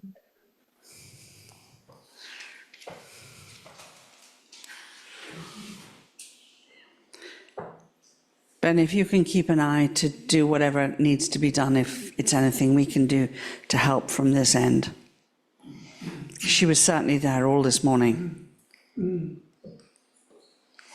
And it's sod's law that, you know, just the moment that you need to be on is when it doesn't work.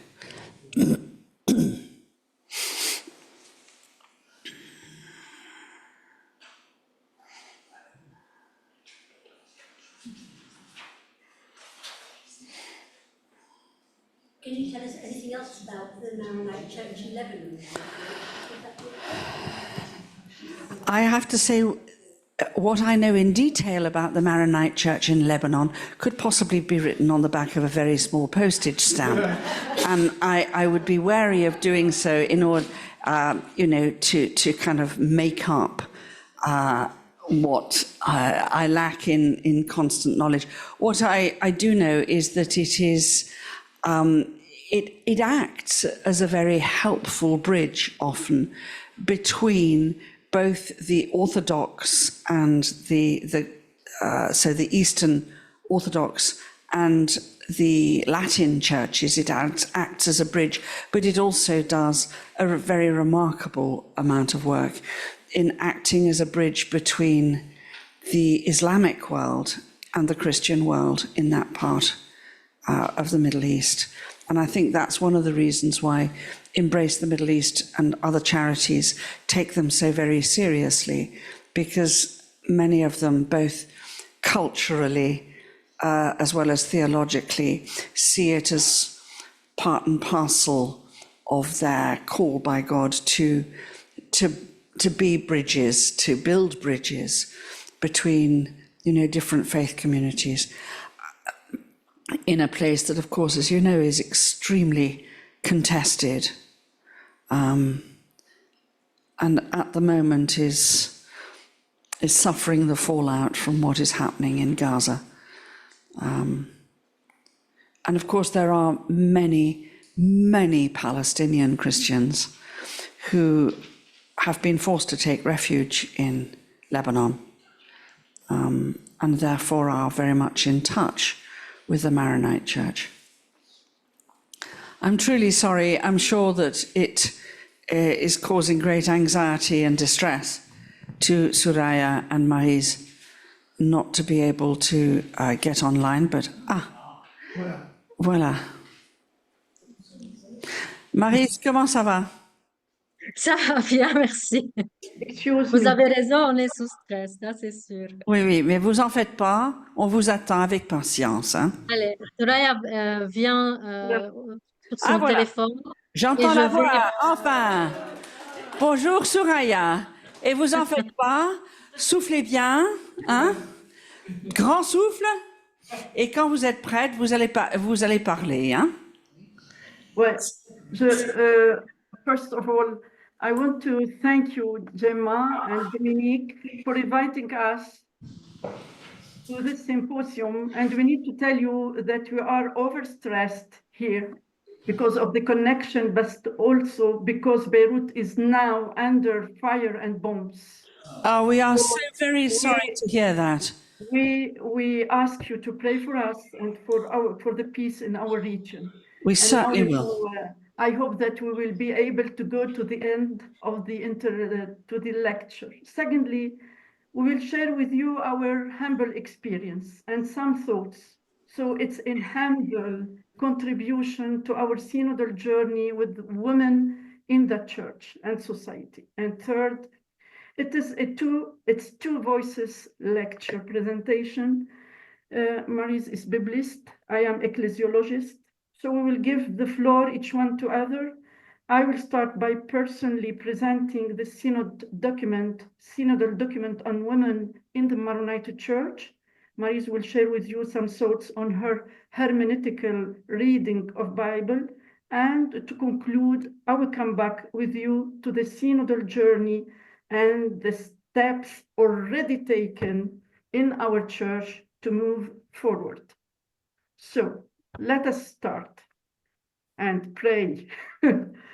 Okay, Maurice, go to my brothers and tell them. So as I told you, our presentation will be in 3 parts. Synodal journey, how do we read? Go to my brothers and tell them. I will start by the part 1, please, Maurice.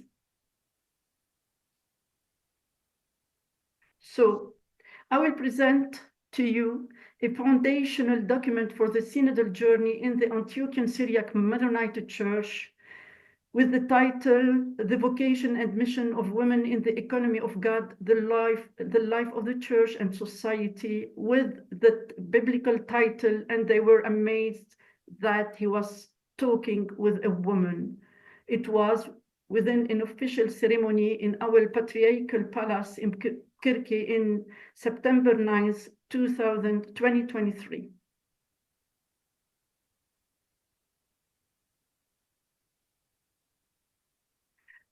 It's a synodal journey. As you see, it started 1 year before the Catholic Synod, 2020, when we were under the COVID crisis, 2020 to 2023. In this document, and I gave to Gemma this document so she can share it with you, you can read it. In this document, the reflection on women's vocation and presence in the church and society meets a synodal journey. The letter stems from a deep conviction that there is a pressing need for such a reflection in our present reality. This synodal journey also results from direct and indirect ecclesiastical circumstances linked to human, social, economic, and cultural issues. The Pastoral Office for Women, along with the eparchial committees attached to it, was established in the Patriarchal Curia in Bikirki in 2012, based on the proceedings and spirituality of the Maronite Patriarchal Synod 2003 to 2006. The office, and it's very important, had detected the near absence of text concerning women's vocation and mission in the Maronite Church, especially in the Synod's conclusions. So, I'm waiting for the slide. So, in October 2020, this office formed an ecumenical committee to shepherd this project and produce a document which could be integrated into a synodal journey. This committee is composed of female and male biblical scholars, dogmatic theologians, philosophers, anthropologists, and sociologists. On June 19th, 2021, the ecclesiastical authorities approved the request of the Pastoral Office for Women, which go tasked by the Synod of Bishops with making preparations for a special Synod for Women. On March 5th, 2022, Patriarch Araya inaugurated in the Patriarchal Residence the Special Synod on Women's Presence and Mission in the Church and Society. In its June 2023 session, and we were there, the Holy Synod of Bishops discussed the document and offered remarks based on which the committee of experts made the necessary modifications. And finally, on September 9th, 2023, the document was released in a solemn church ceremony at the Patriarchal Palace in Kirki.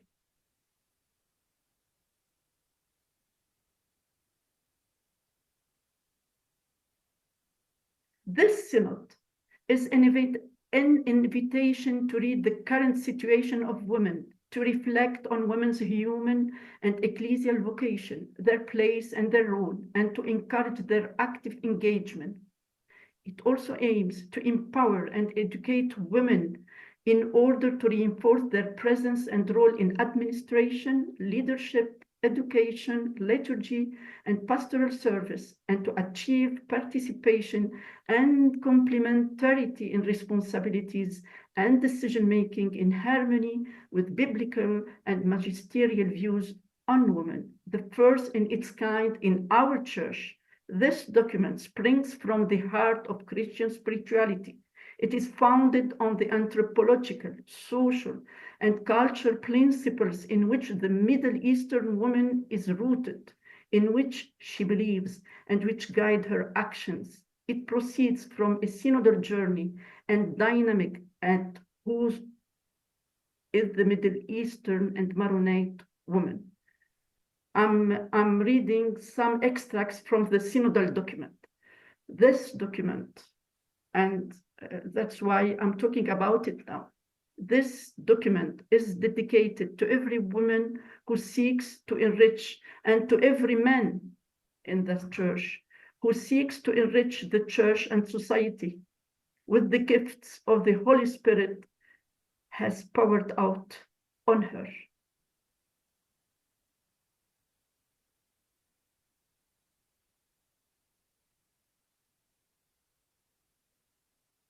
Maries, do you feel okay? There is some bumps around you?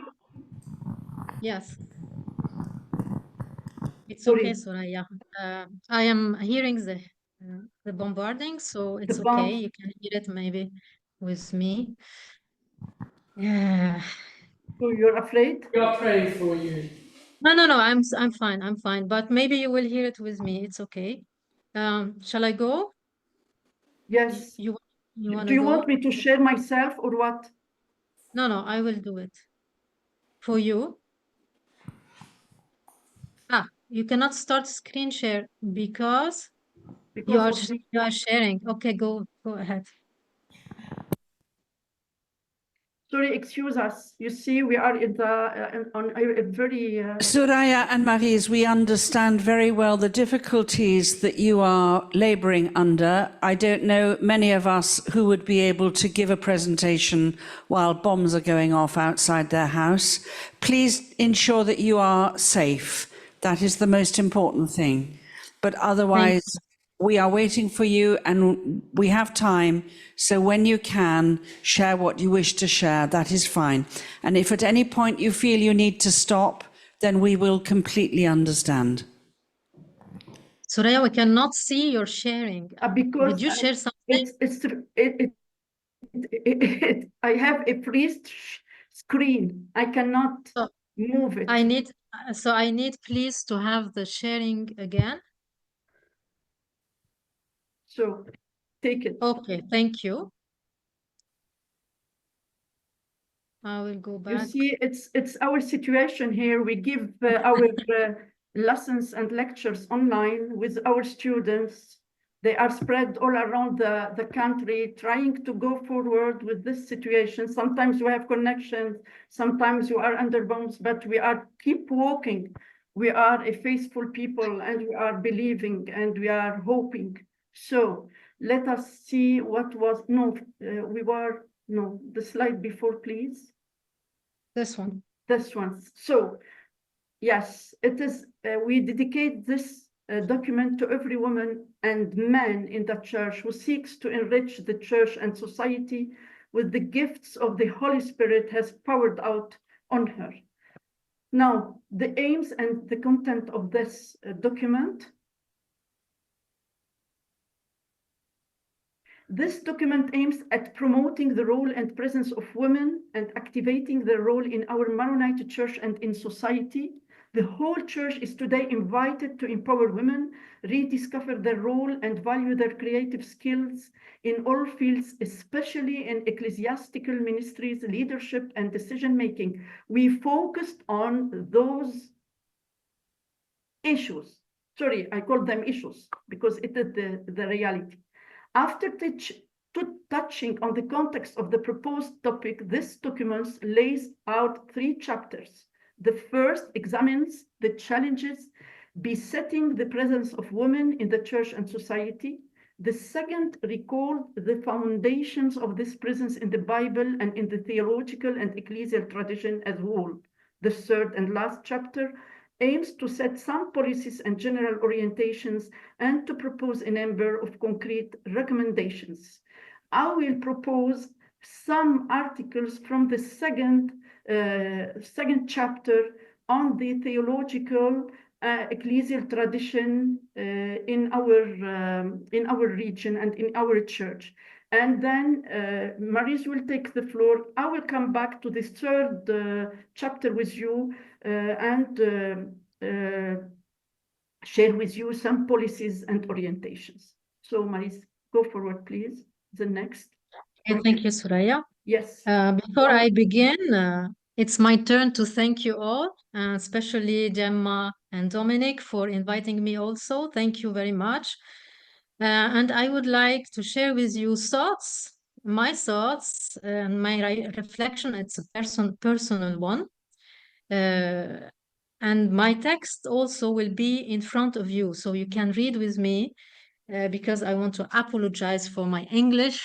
So when it will be the time of questions, I will speak in French, if you don't mind. So I will begin with the part 2, how do we read?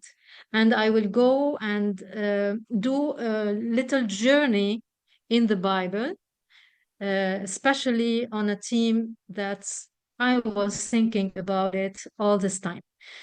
So my presentation doesn't introduce a new topic about women or women ministry, because numerous reflections, articles, and documents have already addressed this theme, and I'm unsure what additional insights I can offer. A common conclusion is to attribute the issue to either biblical text or church tradition and practice. Rather than rehashing these conclusions, I aim to open up further questions. And the first question I would like to raise is one of biblical hermeneutics, or more precisely, trying to answer Jesus' question to the teacher of the law. How do you read?